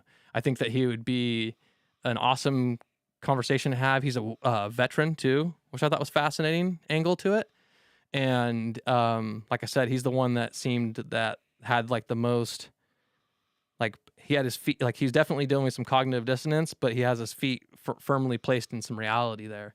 And so I was like, of all the people, that was the one that I felt like I could have a really badass conversation with this dude, and he would actually have it, because he's like, oh, we can go have beer, barbecue and beer at I can't remember where, but some place that had just burnt down. And like, I'm down for that, but I think that it'd be better to have our conversation in a platform like this, because there's a lot of people that could have value from a guy like him talking to a guy like me, even though he doesn't consider himself a guy. He's a transsexual. You can action this, by the way. We got you. Oh, dope. He's a transsexual. If I would have tried this shit, I would have been here for fucking 3 hours. Just yeah, that's the OG way of doing it. Yeah, just do it. He's a transsexual. What's the difference between a transsexual and a transgender? Are they the same thing? I feel like I should not be asking that question, but it's. Can you Google that? I thought essentially the same thing. Is it the same thing? Essentially. Okay, that's what I thought. I mean, if you're looking at basic, in my opinion. Can you Google the definition of transsexual? Do you guys realize how absurd it is? Just the way I have to go through that right there. It's so absurd. Well, there's a lot of new things today. What do you make of the transgender movement as a whole? Gender dysphoria. Yeah, it's across the board. 100%. It's a Marxist agenda. It's there to delegitimize the legit lesbian, gay, and bisexual movement. It's there to pit people against each other. It's also there to coerce people into not only accepting a lie mentally, but also saying it out their mouths. And that's something that I won't do. Like, I don't say people's pronouns, because good for you, whatever you think, there's nothing you can do to compel me to lie. And I'm not going to lie. If I can look at you and I can see that you're a man, or that you're born a man, I'm going to call you a guy. I'm going to call you a man. Sorry. The reason is because if I take your genes and I go to clone you, a fucking guy's going to come out. You know what I mean? Not whatever bullshit you think you are. You know what I mean? And so the difference is that it's a 100% psychological. And they expect the rest of society to just click where we're all just going to change the way we speak about things and do things. You know what I mean? Like, shit, there's a female and male jack to the headphones. Are we going to not call those female and male anymore? It's fucking retarded. And everything is female, male. Every single animal that exists in the animal kingdom, there's not a single one of them that has a tranny movement. You know why? It's because it's fucking retarded. That's why. And you know what? It's as dumb as me going, as dumb as this thing that I've done. So, because me personally, I'm part of the HP plus community. You'll get there. You're just part of the H plus community. I'm assuming. So I'm part of the hetero parent plus community. And so what we do in our community is unlike other adults that have matured, what we do is we take what we do with our genitals for 30 minutes to an hour every single night, if we're that lucky. We wear that on our shoulder, and it becomes everything that we define ourselves. Everything, it almost becomes like the sun, and everything in our galaxy just spins around the fact that we're heterosexual, and at night, what we do is with our genitals, we have sex with the person of the opposite sex. And that sometimes that leads to parenthood. See, I'm the HP plus because I got kids. I got HP plus. I'm HP3 actually, you know. But some people are just H plus, you know, I'm just assuming, and H plus, you know, just assuming. And so that's the way I see it. So it you know, and I hope that a lot of people are listening and laughing right now, and this is illustrating how completely fucking retarded the LGBTQT plus movement is, because there is no movement, there's no community either. That's another thing too. The community is an illusion. The community exists entirely digital. It exists on social media and online. The electricity goes out, there goes their community, because they don't live next to each other. They're not fucking neighbors in a goddamn, you know what I mean, a village. There's not like a fucking tranny village out there. The only LGB community that exists is in San Francisco and in Seattle and in New York. And that's where they exist, because they're actually a community that actually live together, that actually pay taxes together, that actually vote together. Everywhere else, those people that are, I'm part of this community, it's all just bullshit it's just text on a screen. But you don't think you can build a community online? I'd like to think that's what we're both trying to do. Yeah, right? And so that whole argument is mute. Well, I mean, that's what I don't we're look trying at it as a real community. Yeah, though. but that's essentially what we're, I mean, speaking for myself, that's what I'm kind of trying to do here, is build a community of people that want to have real open discussions. Yeah. I'd like to think, I mean, I fall short of that in some ways, but I think you're badass. you're I think working. you do good. But I'd like to think that's what you're trying to do too, right? Is Totally. we're working on, you're kind of, yeah, you're distance and you're not right next to each other in this area, but what are you looking for? I mean, I have a lighter. I like these. Oh, here we are. That's a torch one too, right in front of you. Yeah. Oh, I'm you just got gonna one. light the wick. You got, with that. okay. I'm yeah. So this A is the purist. Yeah. So like, how can you hate me? I'm literally sitting here lighting a fucking hemp wick to light my joint with. I don't think I've ever seen somebody use a hemp wick before. That's No. no. I actually just got turned on to these lately. Just to be honest with you, Is that so that the this year, butane or the it's so lighter fluid doesn't hit? it literally changes the flavor of weed. It will change your fucking life. You'll never smoke without it. It makes it taste like you're vaporizing. Like the funky, weird after flavor of smoking weed is gone when you wick. It's amazing to me. Have you ever done that, Andy? You've done that? I love it. Oh, yeah. I'll never go back. Try it out. And you don't buy the cheap China shit. You got to buy the Humboldt wick stuff, the real legit shit that's made in Humboldt. That's the problem. That's the program. Have you, going back to the transgender thing, have you seen that What is a Woman documentary, Matt Walsh? I watched that for the first time last night, and it fucked up my whole night. What? Excellent, right? It's pretty cried. crazy. It's pretty crazy. Did you cry? I didn't cry. I cried when I that haven't cried in a one. movie I in a cried long when time. I cried when that one lady was talking about how she's gonna die and with all the liquid and shit in her legs and all that. Yeah, she was saying that she had 6 inches of hair growing in her urethra. Yeah, I was For- like literally the entire time she was talking, I was like fucking crying like a girl. I was like, oh my god, the humanity, this poor fucking thing. This thing, I worship women too, so I'm like, it really is kind of like, I'm like, no. It's an interesting time that we're in, where this just blanket adoption of it, regardless of how you feel about it, the fact that we can't have the open. I've had videos pulled for discussing that, like an authentic, honest conversation of what is a trans woman, what does that look like, and those videos have been pulled. It's I had a video. ridiculous. Andy and I were talking about it the other day It's on ridiculous. TikTok. TikTok's got a heavier fucking hand than YouTube does. Do you post any clips on? I hate TikTok so bad that it's like the last thing I'll do is, I mean, we are gonna get a TikTok. That was me, like 3 weeks ago until I fucking made a hate it. TikTok. I had to convince him, and I think what was it within like a week and a half. Oh, he you don't won- have to say. Yeah. Yeah. TikTok's, I mean, the reach is pretty legit. insane. Yeah, that's why it's a lot of it is like the reach, and it's just, I mean, it's like my dad sends me fucking TikToks, dude. I'm like, it makes me want to puke in my mouth. Like, it's just, he's probably listening right now, laughing to this too. But it's like, what pisses me off most about TikTok is these fucking people. They'll like take a video of themselves reading a Gateway Pundit article on a green screen behind them or some shit. You know, and it's just for goddamn likes and clicks. And I'm just like, oh, they disgust me. You know what I mean? There's not even a conversation. There's nothing. It's just like here's what they said in this article. And they don't even give you the link too. You know, it's like my dad sent me all these things and he's like, is this real? I'm like, yes, it's the fucking Gateway Pundit article right here. Like I had to like search from the image and but yes, here it is. You know, it's like, that's like one of my talents is I'm really good at researching on the internet. The spyware aspect of TikTok is what held me back for so long. The idea that you're just handing over all this shit to China, the Chinese government. Like, yeah, we're just gonna give this. There was an article the other day that you're like outing yourself as a conservative with me right now. You know, see, right? that's my problem. Is like, how do I defend myself as I'm in the middle when? But I am. You are. I'm pro-abortion. You're but not I'm pro-gun. You're in the middle. You are in the middle. The difference is that the sides have gone so fucking wackadoodle out of proportion. Did I not just say that to you? Well, you were outside. I literally just said that's the problem. Is the left and to be fair, the right. I'm pretty in the middle. Both sides have gone so far to the extreme that if you're in the middle, whatever end is looking at you, you are on the opposite end because it's so far. Exactly. It's so extreme now. But that's why I don't attribute a lot of this crazy shit that's happening on the left. Smoking it out here. I don't attribute it to the left. I think it's that radical. I think a lot of people are just reasonable people just trying to get through their life, just trying to get through their day, pay their bills, take care of their kids, do the shit that they have to do so they can wake up again tomorrow and do it again.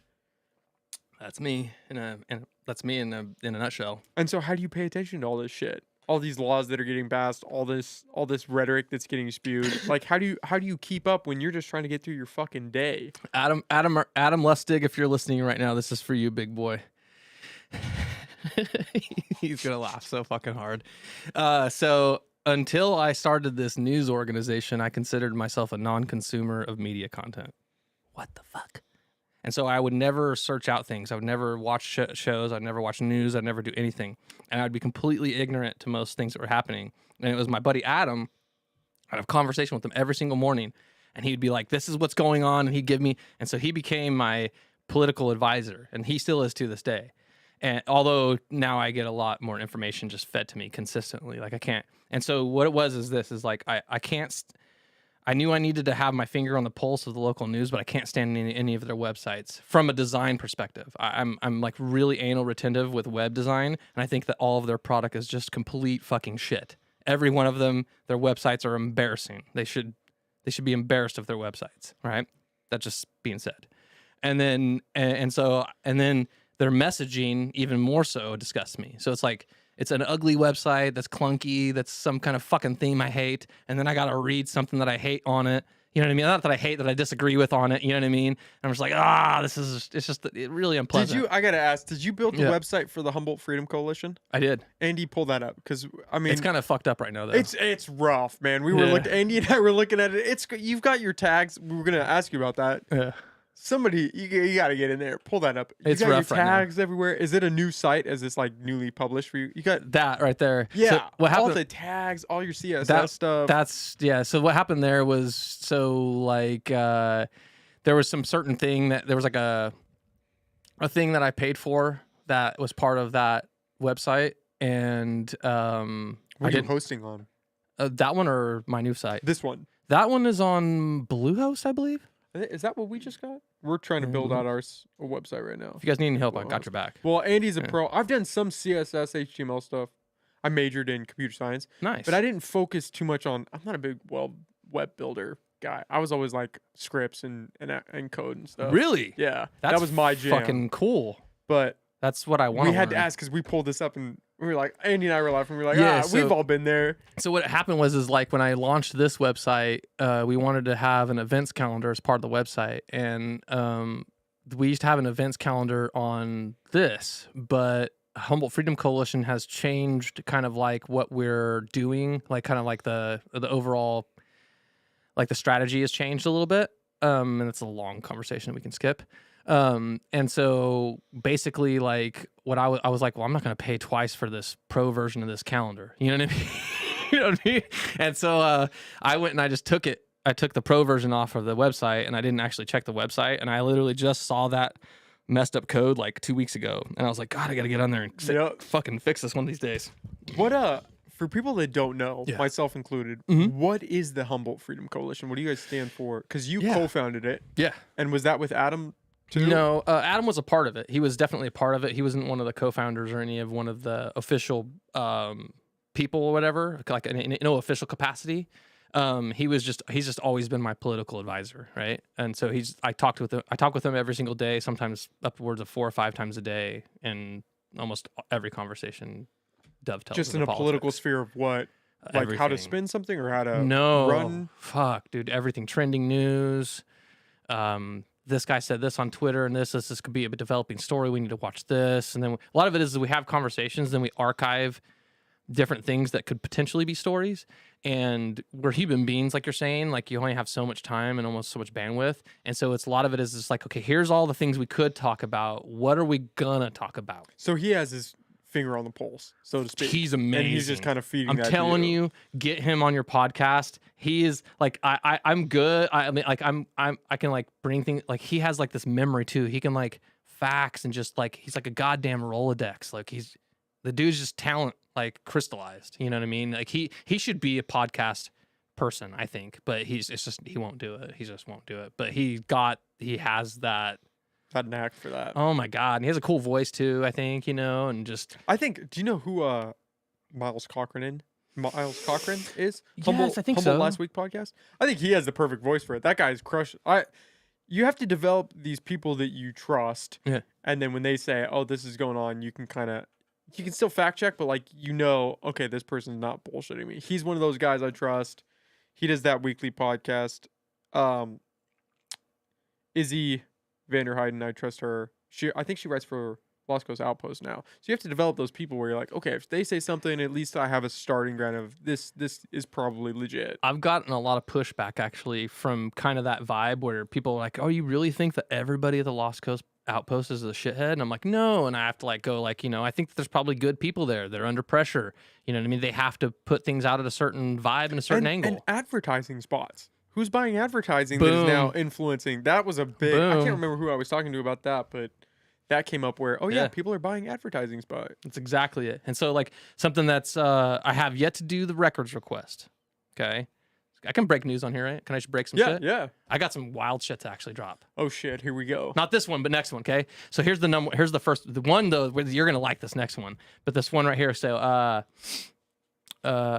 wait, shit, I just lost my train of thought because I just thought about the one real cool story I want to talk to you about. What was I just talking about a second ago? Sorry, just there are some reliable sources at like Lost Coast, and they're not all bad. Right, and so you got to like separate out the ones that are weed out which ones are the bad ones that are good ones. And so a lot of it is what I've been trying to do in my pieces is like I actually call out the authors by name. So that way I'm like, you, not, you know what I mean, the actual organization. But it seems to me that the organizations are all about what they're doing. Well, I mean, you got to think that that was your news drop okay. You got to think that, I mean, money talks, man. And if you're working, that's what I love about podcasting is there's nobody over our head right now saying you have to talk about this. This is awesome. And you have to look at this and you have to say this thing and you can't go into this area. You can talk about whatever you want to talk about. Let me see right here. Hey guys, what's the name of the place where they found the ancient Indian? Can't remember the name of the place. I just don't want to like talk about this without saying the actual Throwing it out place. wrong. Yeah, because like I was talking because I didn't cover this case. One of my partners did, but it's a heater. It's a banger. We know it's a banger too because we chased it down. So I chased it. So it was tossed to me after like I had to do some phone interviews on this, right? And so okay, so here's the story. And they'll text me what the fucking place is, but okay, so there's these trails that they're putting in everywhere, right? Somewhere south of here, somewhere in South Eureka, they're basically putting in a trail, and when they were putting in that trail, they're excavating, and they found an ancient Indian burial, like a fully intact body, right? Apparently, the body even had a dagger. but it wasn't like just like a piece of shit. It was like a ceremonial dagger. Like it was like, so like this was like a legitimately like a. Do you guys want to smoke? I'm totally like. No. You're good. You're good. All right, I just realized I didn't even offer you guys. I was completely like It's an the weed. asshole. That's how you know weed is good, right? Yeah, That's how you know it's good. I'm like, oh shit, my bad. Oh, shit. But yeah, and so basically, the story that we were told by an anonymous source was that during excavation, they came upon these remains. They unearthed them. There was a dagger with the remains, the ceremonial clothing, some kind of other artifacts that all led to basically look like this was like a significant find, right? Like National Geographic level significance, right? The project was, has like millions of dollars invested in it, okay? And the Indian, from what I understand, an Indian tribal member was notified, and someone from that tribe basically was considered the closest next of kin, and then they retrieved all the items and collected them, and then everything went forward as usual. Okay. Now, the fascinating thing about the story, though, is that we're told that there's text messages and emails to the effect of "shut up and don't tell anybody, or else." We don't know the actual language of it, but from our anonymous source, basically that there was literally threats alleged, or threats waged against people that were there and saw the thing happen. Allegedly, there's potentially a lawsuit, be it from other tribes that weren't given the opportunity to examine the remains, and who think that they could potentially have claims to the cultural significant findings. You know what I mean? I could see that play out. And this is all things that anonymous source told us, okay? And so we got an email. I interviewed, the lady was interviewed. It was a lady. She was interviewed. I interviewed a man that we got, and we don't even know the lady's name. She gave us information, like some numbers and some names to call. Like The lady was the anonymous source, correct? Okay. Yeah. And so she gives us all these names and numbers to call and to chase down, right? So this guy knows this and this guy knows that and yada yada yada, right? And so that assignment was kind of given to me because I've been a salesperson. I've been a negotiator for a living for a while, so I'm just real good on the phone and just kind of like, you know what I mean, like making sure I don't like step over my skis, but also get right to where I need to be, to where I can kind of like, at least if I don't get the answers, I can kind of get the answers from not getting the answers, if that makes sense. You know what I'm saying? And so I was talking to this fellow named Patrick, and apparently this guy, I don't know exactly, this is the thing, I don't know exactly what this guy does either, but he works for the city. So this gentleman named Patrick works for the city, and he was like, you can't quote me for saying anything other than I cannot confirm nor deny that there was an artifact found. And I cannot confirm nor deny that there was anything at all to even speak of there. And I cannot confirm nor deny of, you get the picture. And, my uncle has been deep in the Coast Guard for much of his career, actually all of his adult life. And, so I'm kind of very aware of that speak, and what that kind of pertains to is like, it's like, there's the there, but we can't talk about the there that's there because the there isn't there. Do you get what I'm saying? Shut the fuck up and hang up the phone. You know what I mean? Was the gist that I got from this guy. And, so hopefully if there's anybody listening out there and you know anything about this, tips at lostcoastpopulist.com, little shameless plug. Little stuff. But shoot us if you do have information. We would love to break this story. We would love to interview you. We'd love to get deeper into this. I'm supposed to go out on site and inspect the area where this allegedly happened. I'm sure there's not much to collect there other than like, oh, this must be the space, but it's a fascinating story nonetheless. I think that if there is truth to it, the fact that we haven't heard anything about it is a story in my mind, because the Indian itself, I think that if this were to have like hit the news, it probably would have got national attention. It could have brought tourism to our area. It could have got National Geographic or some kind of, you know what I mean? It's remarkable, right? Why do you think they would have covered it up if it is true? Well, it's right in the same time that they're sitting here calling a guy racist for saying the word Indians, and a planning commission for having the audacity to speak openly about the fact that he felt like the tribes were like extorting Travis Schneider.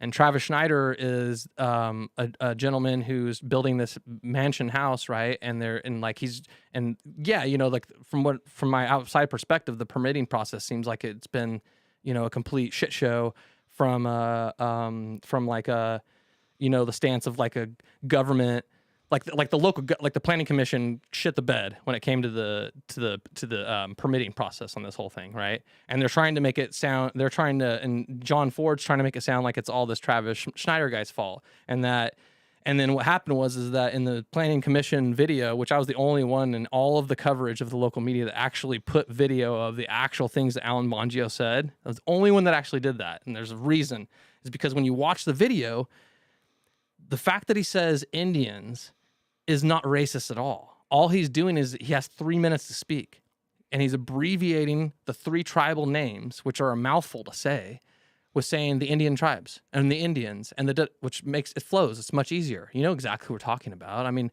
I'm a Cherokee Indian. You know what I mean? I go to I get health services from the Padua Indian Health, Indian Health. Yeah. It's like if there was an actual hate, it's like it's not the N-word, right? You know what I mean? It's not the same. And what they're doing is they're trying to call him a racist because they don't want people to actually look at that video and see what he actually says. Because if you do, what you realize is that all he's doing is he got emotional because he's a man and he's frustrated with the process. This is what I see. And he's frustrated with the process. And he feels like he feels like his dick's getting stepped on. And he's like, look, like we're trying to make these decisions. You know what I mean? They asked Travis Schneider to do these 11 things. He agreed to those 11 things in writing. You know what I mean? And then now at the 11th hour, they send another letter with more stipulations for this gentleman to jump through. None of them show up here to do any commentary or to even be part of this meeting. And we're supposed to make decisions based upon this document, and they've redacted it. We can't. Alan Bongio and the Planning Commission couldn't even see the document that they were supposed to make decisions upon that were extra stipulations for Travis Schneider and his project. And so what he was doing was basically going, I call bullshit, and this is why I call bullshit, XYZ. It sounds to me like they felt like once they saw that he agreed to those things, that they didn't ask for enough. A typical negotiating, like it's like when you're going to sell a car and you're like, yeah, I'm gonna throw my car up there for $4,000, and then you throw it up there and it's like you get fucking 10 hits like the first second it's up there on Craigslist. You know for a fact you underpriced that shit, right? You know what I mean? And if it sells that same day, you probably could have got more. You probably got another $1,000 for it, right? Well, the Travis Schneider case is interesting because that guy is something. That guy's something. I don't know nothing about him. He, to be fair, I've never talked to him, but my understanding is that, he got these permits for this place in one spot, and then he moved it to a different spot where it wasn't supposed to be permitted for. He built that road through the marsh, which was not permitted. He wasn't supposed to build that. His kids cut down these trees in the wetlands, which wasn't permitted. He got permitted for a certain square footage and then built over that square footage and then said, oh, well, it's only for square footage that is enclosed, but even the square footage that was enclosed was over, and the permit wasn't specified for enclosed versus outdoor. This is the thing though about that, bro. So I've been. Have you dug into that though? Yes, you've looked into that? I have. And the cool part about, like, I have history with permits and permitting processes and stuff, and it's like, yes, do I look at that and go, Travis Schneider made mistakes? Sure. It does definitely appear that way. But the thing about it, though, is whenever there's a permitting process, the Planning Commission and the inspectors are also equal parties in responsibility to the permitting process. It's not just the person who's making the alleged violations. It's also the inspection process and the Planning Commission itself. So during this whole entire process, you know what I mean? The only thing that me and you could assume is that during this entire process, people were going out there, inspecting it, and stamping their stamp of approval. And that only until Alan Bongio said the word Indians, did this all become a problem? Well, yeah, but that's my understanding. Fascinating. My understanding from that is that the connection between Bongio and this guy, that family relationship, There's nothing there, Bongio was pushing it through. That's where my understanding is that a lot of That's people what were they're trying to saying make that it appear. Yeah, that it was rubber stamped This is through. all. That's the like in my piece where I'm like a North Coast Journal Tax the Wives. It's like Alan Bongio episode 2, I believe it is. So in that I break down at how, and that was the only time that I ever got Alan Bongio to actually speak to me, and he actually and I got a quote from him. But basically, he broke it down where it was like it was his wife and the person they allege have a relationship and the familiar connection there is no familiar connection there. It just so happens to be that like his wife's niece married one of his daughters or nieces or something. It's like four relationships removed, basically. It's like I can't remember exactly what it is. It's so hard to even say. I can't remember. You have to look it up, but it's like brothers, sisters, daughters, husbands, sister. It's something like that. It's like degrees of separation. Ridiculous, right? But they don't even know each other too. They said they would walk past each other on the street and they would have no idea who they are. This isn't his first run-in with the permitting problem. No, he knows, but he does know Travis Schneider. He does know Travis Schneider as no, someone that's going through the permitting process. This isn't his first run-in with breaking code. Oh, for sure. He had that. I don't know if it was a duplex or a home, but he got permitted to build or rebuild the roof and then built a second story and said, "Oh, I thought this was covered under my new roof permit." Built a whole second story. So this is the thing, though, is in the way that's framed, it makes it sound like he should have known and he should have. But he does this for a living. This is the thing, though, is it's not his. Know the codes. No, it's the responsibility of the Planning Commission. It's government oversight. Yeah, but if you go in and you pull a permit for a new roof, right, and you build a whole second story, it depends on the language of the permit. Come on, no, permit. If it says it's a contract, you can build a new roof, yeah, and you build up, and a whole nother thing on top of it, and then the new roof. That's kind of crazy. That's kind of crazy. I mean, it does sound to egregious. be fair, I don't know. I need to talk. Safe. We need to talk to Travis. Yes, but the idea that that'd be cool. He is in this realm. Yeah. You would think that a guy that is doing this for his living would at least have a cursory glance. And I understand. There's a lot of fucking codes. There's a lot to know. There's a lot to work through. The thing about it is this, though, is like, but he's skirting the edge, and he's playing the field of. Oh, I thought this was all covered. Tip of my hat code. to him for that. I mean, to be fair, like get away with what you can get away with. Most people building shit, they do this. Look at all the dilapidated bullshit all over this county. You can't fault him for that, but the idea that he does this for a living and now he's caught, so now you gotta buck up and you gotta own it because it came out. But think about the hypocrisy though of an ancient Indian remains being found on a Eureka City project. But with millions of dollars behind it, and they're like, "Yeah, go ahead and keep on going. There's nothing important about this cultural site." But that's the thing. Keep on paving, boys. Keep on going, boys. Travis Schneider, you're a racist. Alan Bongio, you're a racist. Those blackberries and those trees are culturally significant. But that dead body over there with the dagger and stuff, no, that's nothing. Keep on going, boys. Here's the thing. Two things can be wrong. I agree with you. Everybody's a hypocrite. Two things can be wrong. But we have to remember, just because one thing slides and one thing doesn't, everybody is. Let's be honest. It's true. It's true. Just because one thing slides and one thing doesn't mean one's justified and the other isn't. Mm-hmm, you can have two things that are full of shit and one just gets rubber stamped through. Doesn't mean it's any more valid than the other thing. That's actually an excellent quote. You should write that down right now. That was actually excellent. Say that again. That's my one contribution. That was I don't really even know what I just said. Two things. Bullshit. Yeah. You said something along like, well, it's going to be recorded. Just because two things are bullshit doesn't mean one can't get rubber stamped through or something. Yeah, like that's excellent. That's really good if you think about it. I like that. That's my contribution to the world right now. I think it's a good quote. But I mean, that into a shirt. Yeah, that's what I'm saying. That's a good shirt. And from my very uneducated understanding, the way the county's run is not. It's not up to code. It's not kosher. And there we go. And I think that's why people draw the connection between Bongio and Schneider is, well, there's a family matter. So if my cousin came to me and said, "Hey, you're in this position, can you help me out?" It People wasn't succumb a to that. cousin. That's the thing, is like they don't even actually know each other. And so the familiar connection, what they tried to draw is they're like, But and- what does that mean? They've this never is- had any contact. They don't know they're related. what they said Is that was proven? No, yeah. This is what they said, what they alleged, what the North Coast Journal alleged in their document. You can look it up. Is they say that Alan Bongio did concrete work. That the familiar connection, it was something along the lines of that the familiar connection is so strong that it compelled Alan Bongio to do concrete work on the Travis Schneider project, which is an egregious, step outside of how he should be on the planning commission, something along those lines, right? The problem with this that makes it bullshit is that, because I actually interviewed him and it's in my piece, is that what happened was someone from the Travis Schneider project, not Travis Schneider himself, one of his employees basically was there on site, and he went there on site, and they didn't have concrete stamps, right? He had concrete stamps in his truck at that point in time because it's just something that he has as part of being a contractor.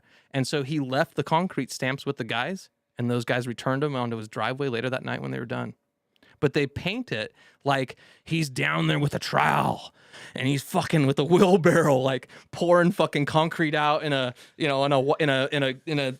stained, freaking white wife beater, out in the blazing sun. He's out there, and Travis Schneider's like, "Oh, how's it going, buddy? Are you doing good?" "Yeah, bud. I'm so glad that you asked me to do this workout on the house today. This is an egregious, complete, misstep, and this is something that obviously a chair of a commission would never do.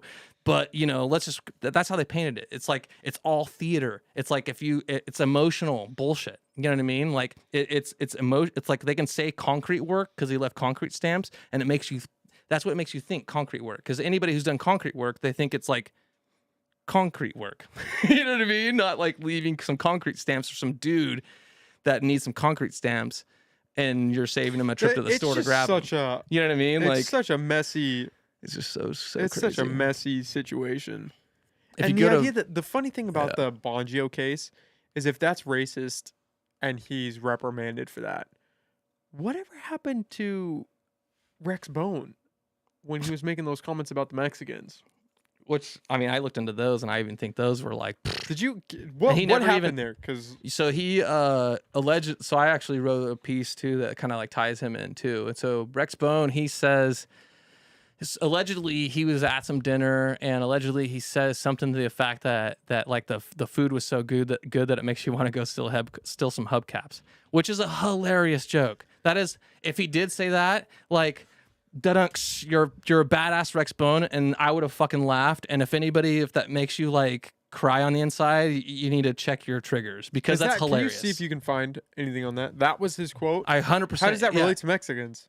Well, it's like the Mexican food it's like so it's like, oh, we're gonna go eat Mexican food, and it's like, oh, the Mexican food's so authentic that it makes me want to go steal hubcaps. Still hubcaps. It's hilarious, dude. Rex Bone. See if you can find out what he said. And this was from somebody else. Yeah, and he Oh, yeah, he right there. denies Recently, even I ever was saying it. informed that Supervisor Rex Bone made a statement at a nonprofit fundraiser about Mexican food, asking if it was authentic enough to make you want to go out and steal hubcaps. Several reliable sources directly heard the comment. It's hilarious. Nationally, radio commenters, professional coaches, actors, and others in the public eye were forced to resign and were terminated for making racist, homophobic, or sexist comments. Their removals were positive moves. Haywords have no place in the public discourse. They dehumanize and incite discriminatory Hate behaviors. words. Shout out to the Los Coast Outpost. Hate words. Mr. Bone may say that he was only joking. Not only is this kind of joking hurtful to me and to members of my community, but it fuels the current villainization of Mexican and Latinx. I fucking hate the Latinx thing. It's retarded. Every time I see that, the That's only people transgender. that use It's that, the same shit. no Latino person uses that. No.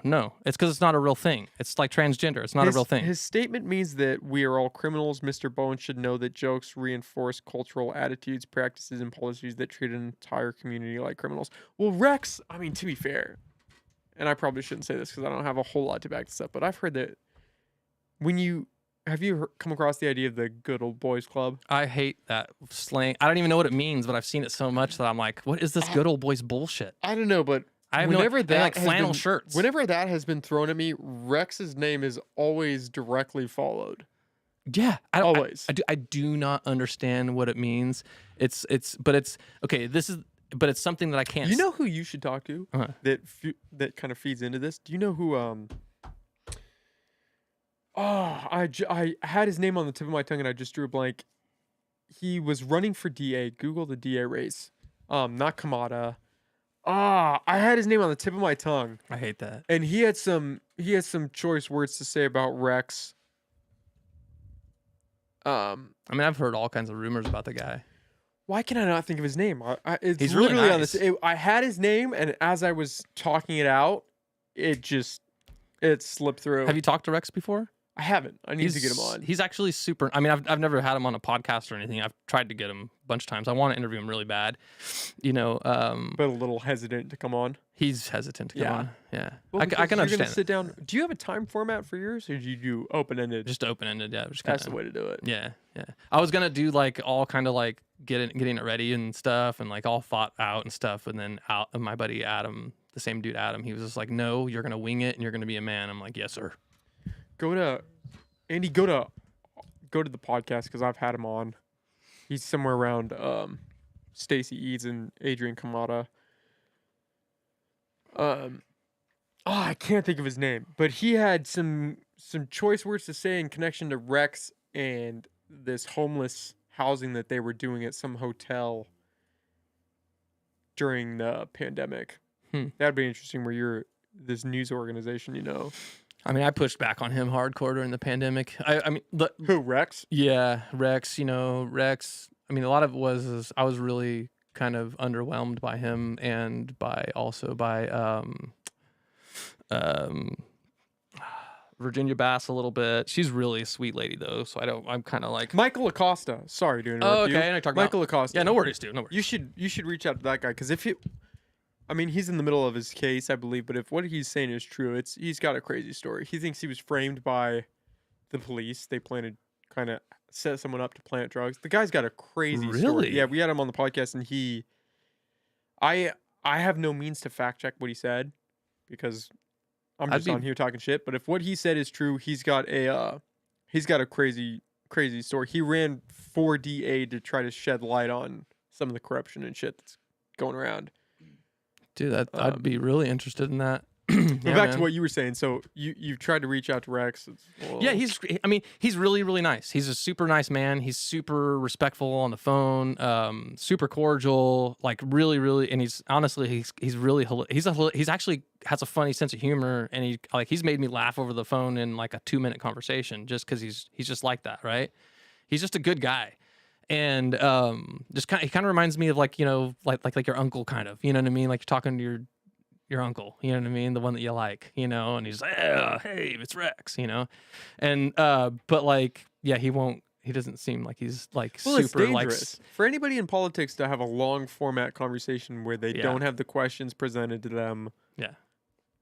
It can get a little dicey. What are you going to ask me? Well, I also offered him, and I'm like, well, you know, if it'll make you comfortable, we can like, you know, you can like write your interview questions, and then I'll do that. I said, but I'm gonna come with follow-ups. You know what I mean? Okay, you got to be careful because if you're trying to paint yourself as this objective, I would news have said it source, if I would have covered it that way. I would have literally been like throwing it out there 100% before I even started the entire. It would have been me facing the camera, going like, all of these interview questions were prepared in advance. Both parties are prepared in advance, and da da da da da da. You know, I would explain the entire format, like crystal clear. Because I'm not. This is the thing. There's like the ancient Indian piece, right? We could have written about this for the past 2 months. We haven't because I can't stand anonymous sources. I can't stand it. So you trying to validate that story? I want it 100% validated. I don't have brass tacks. I want to hold the dagger so bad. I want a picture of the dagger so bad. That dagger to me is like the crown jewel in my mind. Me winning, you know what I've won. If you ever hear of like Donnie Creekmore writes this thing, you know, if it ever comes out of my website that this story's broke and that dagger is confirmed, like hashtag dagger confirmed, we're gonna have a party. Yeah.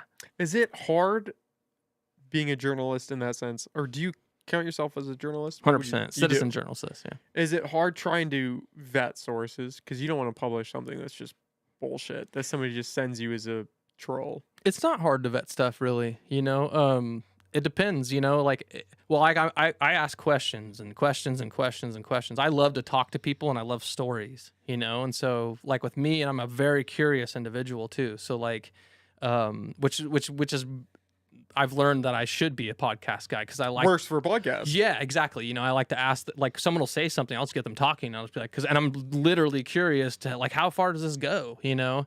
And so that's kind of what compels me there, you know?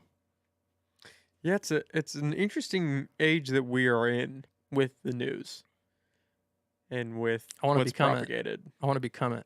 That's I think that, so this is something too that you hear a lot that I can't stand, is that, oh, he's not a certified journalist, or he's not you didn't go to school for journalism, or you know what I mean, like the whole thing, like you have to have, like jump through a certain specific amount of hoops to be able to like write a blog piece and put it on the internet and have an opinion and express your freedom of speech. You know what I mean? Like we have an open press, and there's no firewalls between you becoming the press or me becoming the press, the way I see it. You know what I mean? The only difference is whether or not we're going to commit to it and then be consistent to that commitment. Wake up every single day, set a schedule, you know what I mean? Make a team, make an LLC, make a website, like you know what I mean? Like, so what we're doing is we are 100% dead set in doing what we're doing. We have a strategy that's playing out beautifully. We have goals set. We've been hitting milestone after milestone. You know what I mean? And so it's like, that's the way I see it. Is like, if you want to be a journalist, you're like, if you wanted to be a podcast guy, you're a podcast guy. You know what I mean? It's just like that. Wake up, make the choice, and then just do everything in your life to, you know, support that. How did you build out this team? Are you funding this personally? Do you have funding behind you? We don't have any funding behind us. The team itself has made contributions ourselves into the company, financial and work, and then we've put values to the work that we've put in.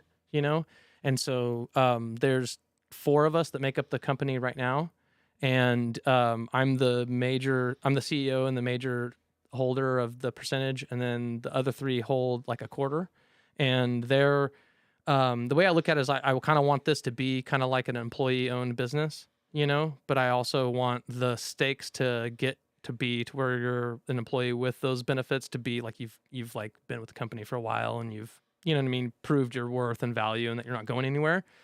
But that's how I kind of want to see it. I want to see it to where everybody's invested in the same thing and everybody kind of sees the same vision and wants to see the same things through, you know, and has the same kind of the same basic values in mind, you know. We don't all get it. We don't all agree too. This is the thing. Like Ash, one of my best friends, he's been with Humboldt Freedom Coalition. I met him through that interchange, and he is just a remarkable individual. I mean, a talented artist, talented author. His writing is a style that I completely enjoy to read myself. Like I read his blogs, and they're really, really cool. My entire family loves reading them, which is kind of interesting to me because I can't seem like my blogs, like not everybody in my family likes my pieces, but everybody in my family loves his pieces, which I'm just like, so I'm just like watching what he does and just kind of like going, okay. Taking notes like, okay, yeah, I'm like, what what's this magic, you know?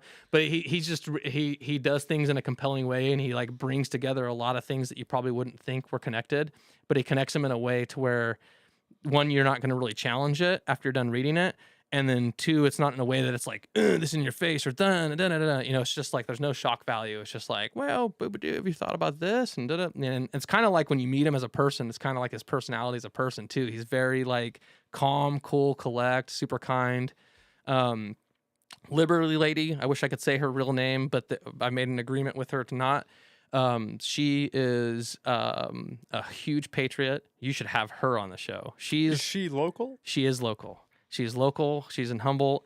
She is a remarkable human being, incredibly talented, honest, forthright, just like impeccable, like attention to detail. She knows Twitter better than any human being, I think, on the planet, and social media. She understands how social media and especially Twitter works with the internet. Like, I mean, I'm really, really good at the internet. I'm really, really good at web development. And I can set up social, I mean, like it's pretty basic stuff, right? but she just goes another level with it. And in her own personal life, is like a remarkable American success story too, like an American dream story, really, which I think that if you could get her on the podcast, even if it's just as Liberty Lady, it's a remarkable story. I want to interview her because of the story. It's a remarkable Why story. hide behind the name? So, our website is controversial, and when you're like sometimes family members and other people that other situations are just basically make it to where if you were to put your name out there, it would be potentially have backlash for other people. And if you love those people, you choose just not to do that. You know what I mean? Until it's like absolutely like 100% necessary, or like just happens naturally, you'd say, and so also like from a branding perspective, her Twitter is Liberty Lady, and it's got 30,000 something plus followers or something like that. And so it was just kind of like which one, It was a good fit. It was a good fit. Yeah. And it was like, okay, like we might as well just do this because it provides you that comfort and protection for family members and things like that and loved ones. And I'm all for that. You know what I mean? I'm not like gonna make someone do like if you wanted to come do stuff with me and you're like, dude, I wanted to do it like this and I want to have a pin alias and stuff like that. I'm down as long as you're not just like spreading like bullshit. You know what I mean? Like straight up lies. Like as long as it's not malicious. You know what I mean? And so yeah, and so that's basically kind of like the way that went. And then we've got another contributor, our editor, Antoinette. She is incredibly remarkable, probably one of the best writers I've ever experienced. She knows English words and Latin and all kinds of stuff. She comes up with all kinds of really cool ways to describe things and like sayings that you've never heard of. And then she's like, no, you got to look this up. And then you look it up and you're like, that actually fits perfect. You're a genius. You know what I mean? Like, like all kinds of stuff. Like I had never heard of the term tiger. What was it? It was paper tigers. Have you heard of this? Paper tigers? Yeah. I mean, I kind of, right? Yeah. Do you know what it means? Is it like a false flag thing? It's like a false thing, like a fake. It's like you're just calling someone a fake, And it was awesome because it like fit perfectly into, I can't remember what the headline was. We were writing at the time, but it was like, I called them like, all this stuff was all just on paper. And she's like, oh my God, no, you got to call them paper tigers because you're making this analogy. And it was like, it was just really cool, And so we have really, it's funny, me and her share the same birthday. We're both Capricorns, January 16th. And what's fascinating about it is like, we don't always agree, you know what I mean? And it creates interesting, dynamic. But it's good because like if I don't have a check and balance, you know what I mean? And if Liberty doesn't have a check and balance and Ash doesn't have a check and balance, you know what I mean? Then we're just gonna all we're gonna do is throw things out from our, kind of narrow subjective perspective. But then when we have the editor come in and she kind of sees things from a different light and she'll be like, oh, this is really cool, your perspective here, but maybe you should think about this, So a lot of our pieces, there's a lot of thought and time that goes into our pieces. I'd say probably each piece that gets published, probably somewhere around 4 to 16 man hours have been put into each piece between researching the trends around the specific topic, getting links and all of the relevant like link back stuff, all of the sources, getting images that aren't going to get us kicked off the internet or copyright infringement and stuff like that are also relevant to what we're trying to say. And then also like a lot of times we'll write the piece and then we'll arrange the way that we even have put the piece together after the fact, because once we've read it 3 or 4 times, we're like, that section's better here, whatnot, you know what I mean? And usually Antoinette's behind a lot of that really thoughtful kind of like flow, I guess you'd say. So she's integral, and on top of it, we have like a very family vibe to our company. We have potlucks where we get together. We have barbecues where we get together. All of our kids play. You know what I mean? we all laugh and have a great time, even when we have our differences. It's usually like someone else will make fun of the two people having the differences, and we all burst into laughter, and then we get back down to business. You know what I mean? Because it's usually like a small shit that we're like fiddling about, you know. But yeah, no, I've got a badass team, and it's just gonna build from there. We've got contributors that aren't actual like part of the company. Uri Driscoll, he's a really cool dude, straight shooter. He's only written one piece for us, but he's working on another one now. He takes a lot longer to write his pieces because he's got his life and his things that he's doing. And he's just kind of like a contributor, but he's a really cool dude. And are you guys bringing in cash, or is it the hope that increases? Oh, you guys are. Yeah. Okay. Yeah. So we just launched the shop. So this is a milestone that we reached. It's super sick. And so watch out for this with your websites too, because you might do it too, because you guys probably, I'm sure you get good traffic. I was going to launch our shop, and I started getting all these database errors. And I've never experienced that in my life with a website. Like out of the box, fresh everything, fresh WooCommerce, everything locked in. I'm like, what's going on here? And so I was just like, okay, maybe it's like a theme conflict, or maybe I don't know. And so I just I made a completely separate website with some fresh WordPress and fresh everything. Same problems. What is going on here? You know what I mean? Well, all my websites were on a shared hosting plan. It was a really good one, but all of the websites that I own and also some other ones that I manage are all on this shared hosting And I guess that when I looked into it, like when you're on a shared hosting, you share your bandwidth and your traffic with also websites out there in the ether. Okay. And Lost Coast Populist started to smash so goddamn hardcore with its traffic. We're getting like 11,500 page visits a month right now. And like close to like between like 1,500 to 2,500 like visitors actually like scrolling through and staying on for like 5-10 minutes. You know what I mean? Like a month. And that with everything else that was happening, it was just like with me trying to do my database work on the back end and everything I was doing with syncing these products and stuff, it was just like too much. You're maxing it out, right? And so long story short, I got with the tech people, and once I figured it out, they kept me on a tech chat for longer than I was willing to experience for them to realize they had to sell me a product. And so I switched to a different provider at that point and got it for a lot cheaper. But now we have like the best bells and whistles on a virtual private server. Like we got the very, very best product on like a Black Friday deal. And so now the site's like running like 1,000 times faster. Like working on the back end is so much amazing now. Like nothing takes any time. I used to wonder like, why does it take so much time for everything to load in the back end? What is wrong with this theme? It's so weird, you know, like and it was all just like, there was just so many people looking at the site at that time that you guys were just maxing out. We're maxing out. That's a good place to be in though. It is. And so we just launched, we moved to the Ferrari that we're on now. We were on like a Pinto before that, you know, that was towing a trailer with everybody else behind it. And now we're on a Ferrari. And, you know, we've got the site launched. We've got people buying our products on there.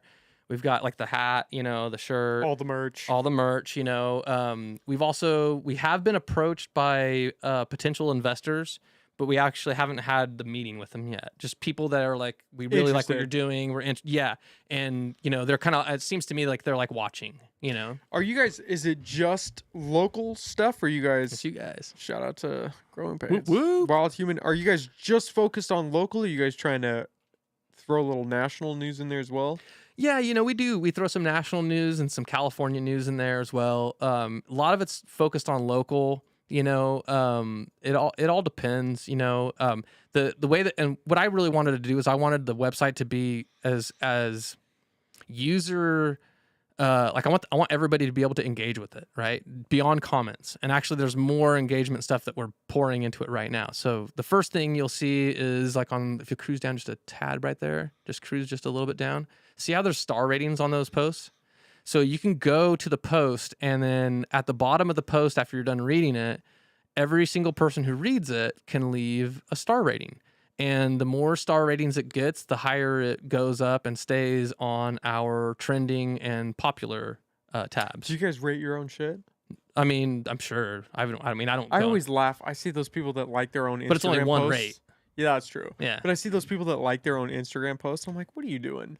Well, What are we doing here? It's supposed to like help the algorithms. Yeah, and but stuff. what are we doing? Yeah, I Come know. on. It's ridiculous. It is I always ridiculous. I mean, cringe when I I see like that. my own posts just because we're starting out. I and don't. I'm I like, can't. I'm I'm a told it dinosaur helps. though with that. I like social media. Like that's Liberty Lady's job. Like Yeah. I don't know what I'm doing, dude. She even makes fun of me. if all I the didn't time. have the podcast, I wouldn't do social media. Me either. It's just, Me either. it's not my forte. I had deleted my Facebook account like years ago, and the only reason I brought it back was to do this thing.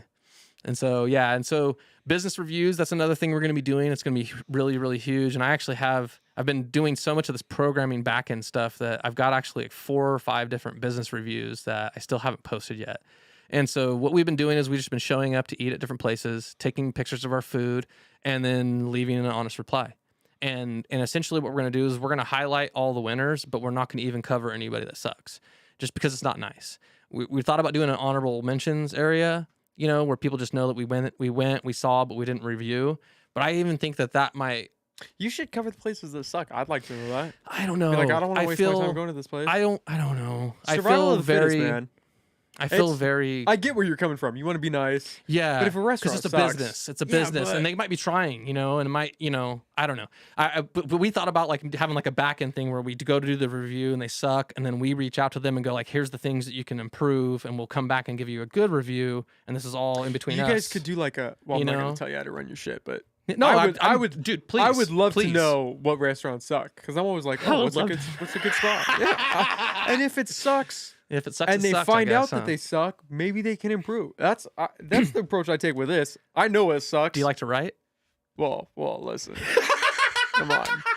You want a job? It seems like so you guys are really trying to build this out as like a one-stop shop for everything Humboldt. For everything news, everything Humboldt, everything events. This is the place to go to. So our events calendar too. So we're gonna have. I see you got the weather up there in the corner. Yep, we got weather. It's only for Eureka though. I want to have it location based, but I think that'll suffice for now.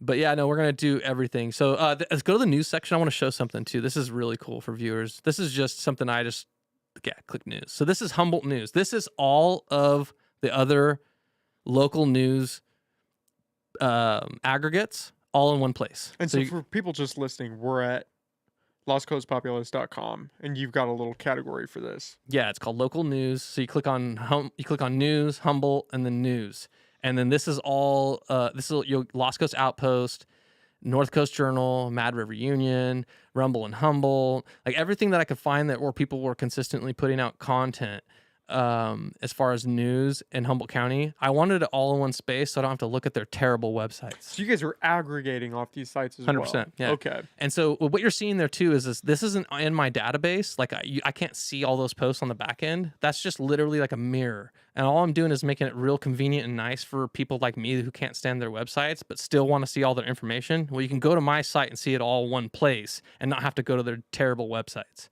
And then you can also see the connections when they all run the similar headlines and the similar phrases, and you can see how they're all kind of working in concert to push a narrative. And who's the top dog right now? Lost Coast Outpost? In terms of local news, who's actually, this would be, oh man, let me think of what is the website that I did. So I did, when I first got into this idea, before I actually made a move, I did some business. Oh man, I'll think of it. And there's like a cool website. Basically it shows what websites are worth. See if you can find it, just like value of websites or like search, like website value, search engine, something like that. You know what I mean? Just keep on, like, see if you can find something. Basically, there's this website where you can look, it's one of those, and you can basically see what a website's worth. And I did a comparison of all of my potential competitors. And lo and behold, I think this might be it. You know, they're all basically competing over $30 million worth of annual ad revenue. $30 million? That is so crazy. Yeah. Look, this is it. Check it out. So look at, go back up, Okay, so right there, annual revenue, 1.0 million. Where are we looking right now? So company lost right there. Oh, yeah. Boom. Annual revenue less than 10 million. Is that less than? That's less than 10 million. Less than 10 million. Wait, And go then- back for a second, Andy. Yeah, less than 10 million. Or that's 1 million, isn't it? 1.0. Is there a decimal there? I can't tell. Oh yeah, okay, less than 1 million. Wow, that is Okay. a shitty design. Yeah, So it less is a than 1 shitty million. design. But information is interesting. 716,000 total visits. Now check this out. Go to North Coast Journal, like do all of them, and you'll see that like so they're Wow, like we're gonna shit on some sites right now. oh dude, this is dope shit right here, bro. This is like so look at that. How much there? 163,000 total visits. Look But at- how This is legit so traffic, they're bro. 2 million to 5 million. Yeah, Wow, I buddy. didn't think the journal was bringing that in. Hey, guess what?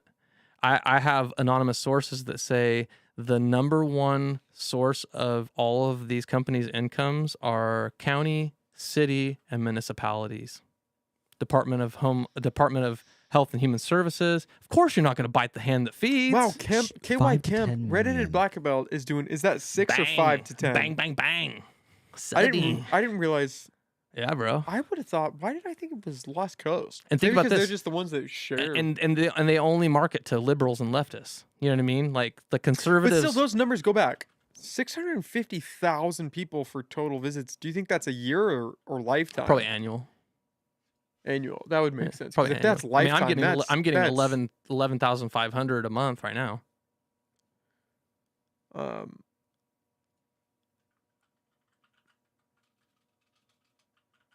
going back to Lost Coast. I don't know. Mine's Oh, gonna Lost come out Coast soon. Populace. Here we Brand go. new. Now we're Let's going see. in. I'm curious.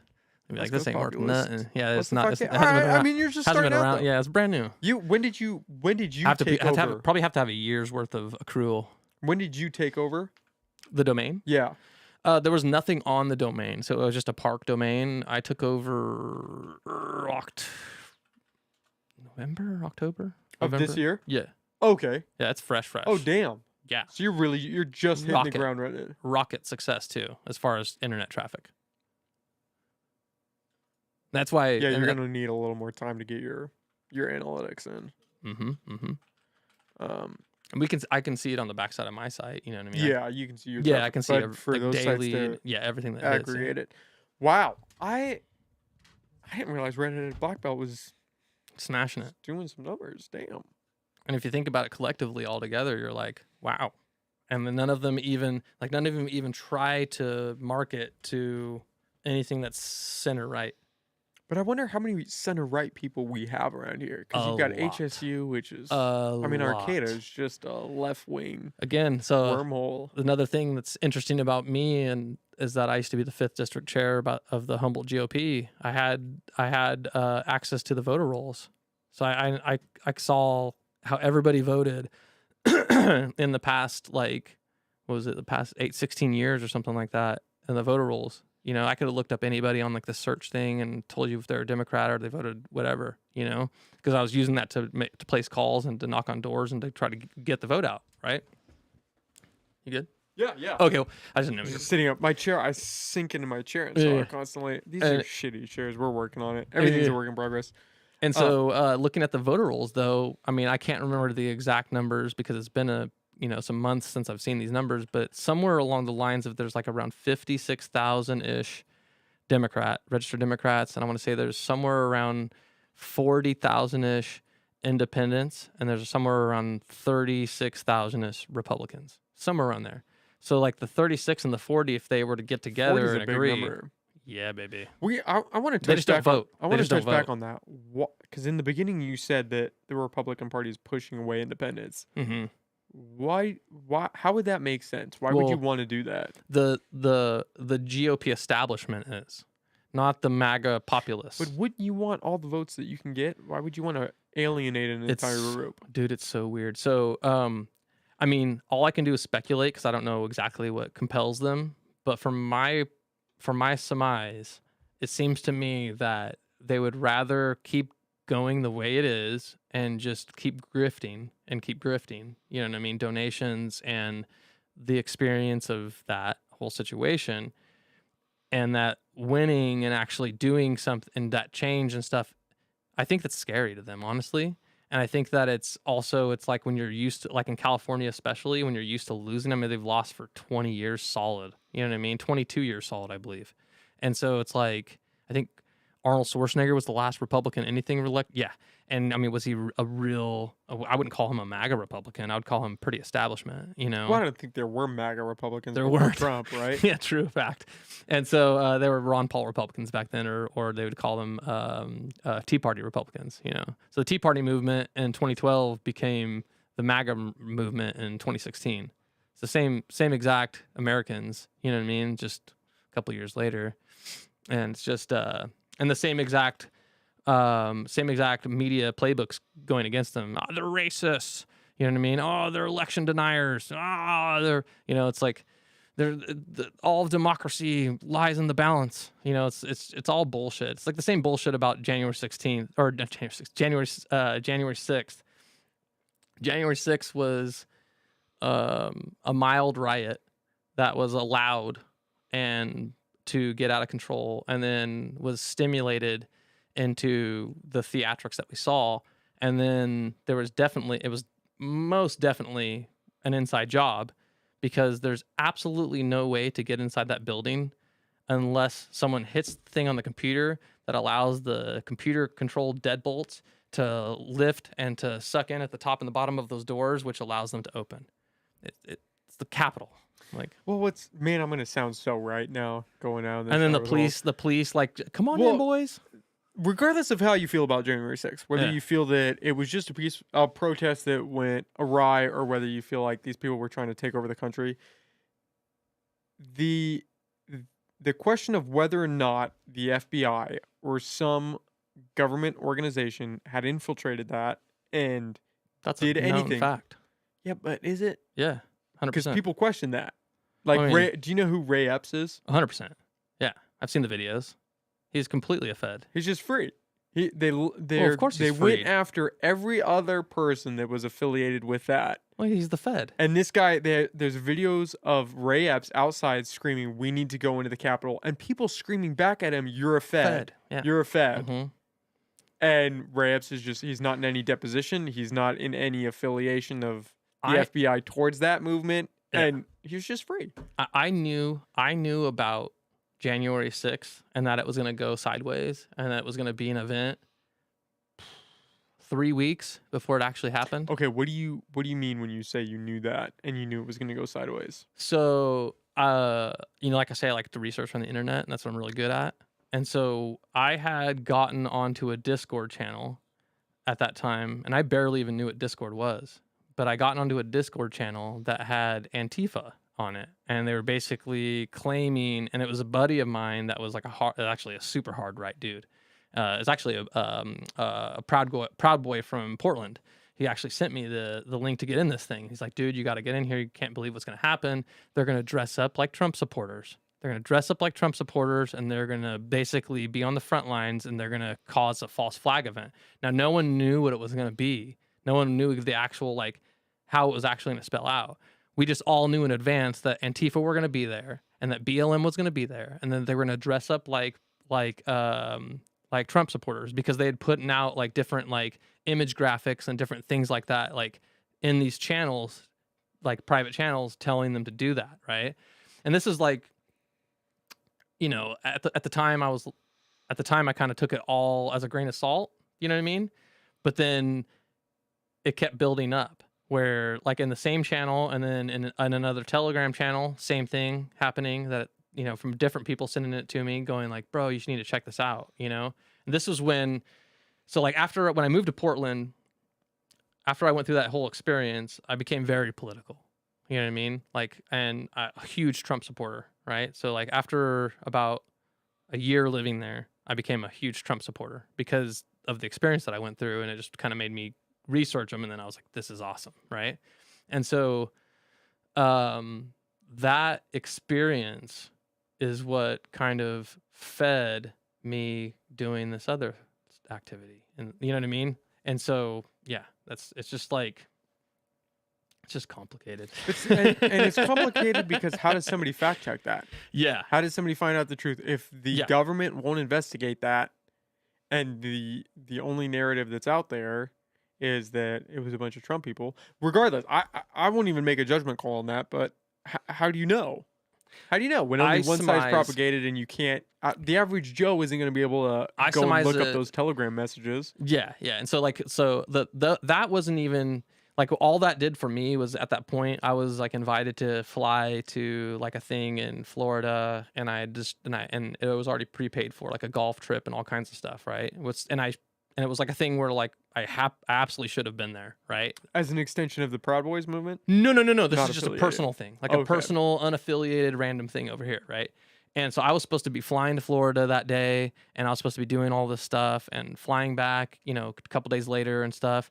And once I heard that this could potentially happen, I was like, I'm not going to Florida. Like, I'm going to be right here with my family with some weird shit that's going to be happening in DC. I don't know how far this can go. You know what I mean? Like, 9/11, you know what I mean? Like, we never knew what that was going to turn out about, but they ended up grounding all planes. You know what I mean? And I was You thought it was going to be on that level. the way You wanted to be safe. if anything's going to happen, if I can make the decision now to where I know in the future that thing happens and I don't know what that's going to be because I don't have a crystal ball, you know what I mean? I'm going to make the decision now to be with my family when that happens. You know what I mean?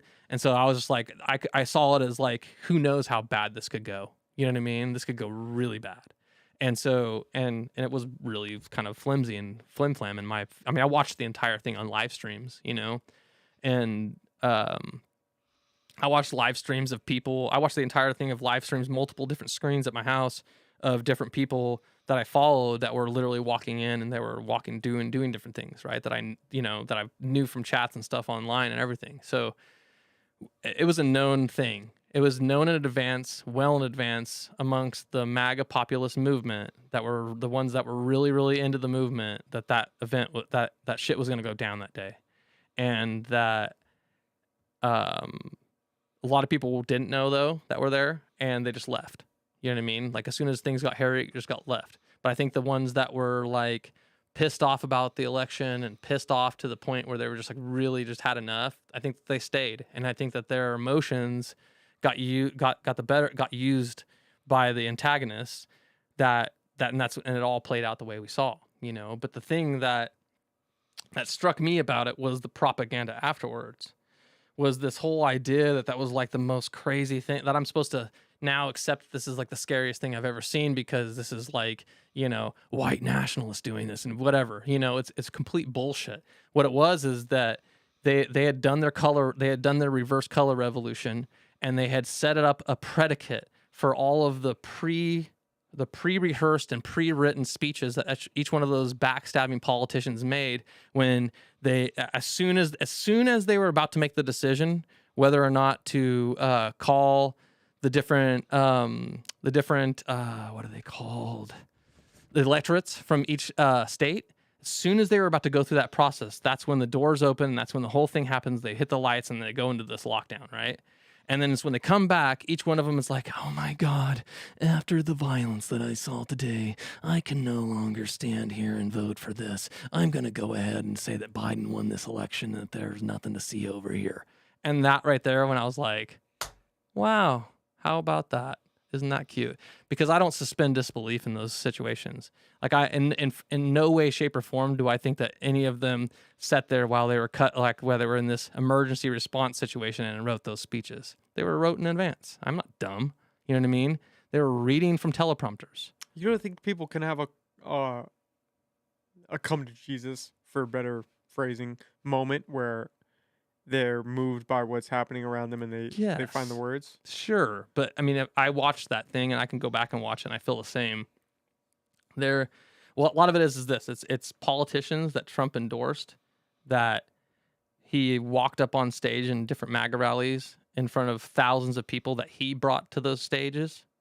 Because he shows up and in 24 hours later, there's 30,000 people there to see him. That's to see him. You know what I mean? These other people are just riding his coattails 100%. And they owe him a debt of gratitude for that because he makes them. He kings them. And that's what the left hates so much, is that he has that power and he's willing to use it. Yeah, but do we want that in politics? I do. I love it. You want somebody, but I love it. I don't know. I love it. You like that? I do. Because this is why it's been happening our entire lives in politics. I'm 40. It's been happening my entire life, dude. I mean, how long has George Soros been playing a hand in politics? The only reason anybody's pissed off is now that it's a populist nationalist that's a proud American doing it. That's the only issue. That's Well, it. regardless, if what you're saying is true and you did know some shit was gonna pop off, Mhm. you want to say that somebody in the government didn't know that shit was Oh, gonna they happen? they totally Come knew. on. They totally Come knew. on. Have you seen 2,000 Mules? I've not. You- Is that with? No. Dinesh D'Souza? I thought that was debunked. That was a lot of that shit was fake. Well, I can already. Isn't that about like the voting machines no? and the ballot harvesting?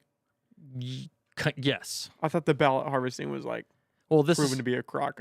yeah. No, I would employ you to use your own eyes and discernment to I'll watch it. Yeah, now that we to brought watch it up, I'll the watch it. film, and let's have a conversation afterwards. I'm gonna turn into Kyrie. I'm gonna share that, and it's gonna be Don't share it. yeah. But here, I shouldn't have said that. the I don't reason actually know what's happening I with brought Kyrie, it. but It's relevant, and the reason I brought it up, it's relevant. Okay, on January 6th, they used geo-tracking cell phone data to know the precise location of every single protester who came to DC, how they got there, and how they left. It's 100% factual. I can give you the evidence. Okay, just for the sake of whatever, I'm telling you the truth. Okay.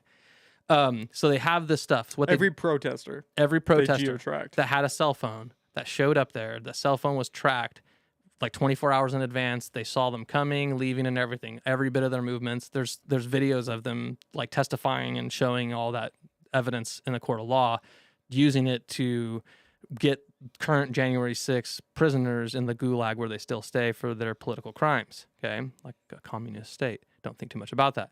And so the fascinating thing about that is that they use this technology. And so what any person can do who has the money and the computing capabilities is you can reach out to companies like Meta, like which owns Facebook and Instagram, and you can buy all of the data from them, because when you're getting a product for free on the internet, you are the product, and a lot of people don't realize that there's no for free. You're being sold. It's your data that's being sold.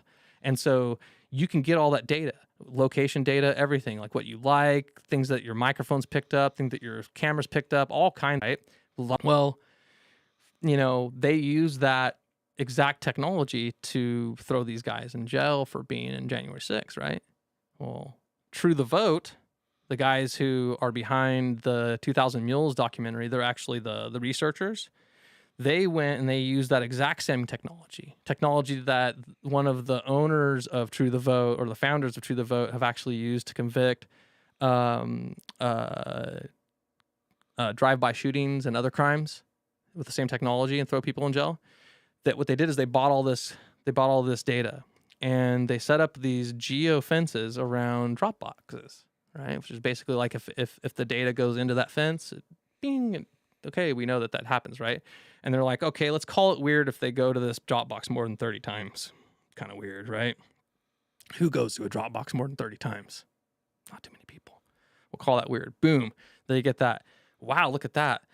There's a lot of people that went to these drop box over 30 times. And so they start getting all of their cell phone data, and they see that, oh, wow, look at this. This person goes to a nonprofit organization, and then he goes to that drop box, and that drop box, and that drop box, and that drop box, and that drop box, and that drop box, and that drop box, and that drop box, and that drop box, and that box, and goes home. And the next day he does the same thing, and the next day he does the same thing, and the next day he does the same thing, and the next day he does the same thing, and the next day he does the same thing, and so on, so on, and so on. Like when you look in two mirrors in the bathroom, and it just goes so on and so on forever. That's what happens every single day, just working, right? 2,000 of those. They just collectively, just 2,000 of those mules, right?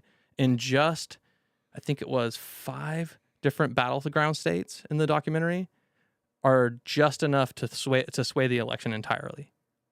But I thought that was all disproven. That's not. No, because it's the same exact data. Yeah, but the data. What if you go pick up ballots from family members? But there's video footage of the people throwing 50 ballots into the boxes. You can see. They basically show you how when the cell phone shows up at the drop box, here's the video camera of the dude. Is it illegal to pick up ballots from old people that don't want to go drop it off? Depends on the state.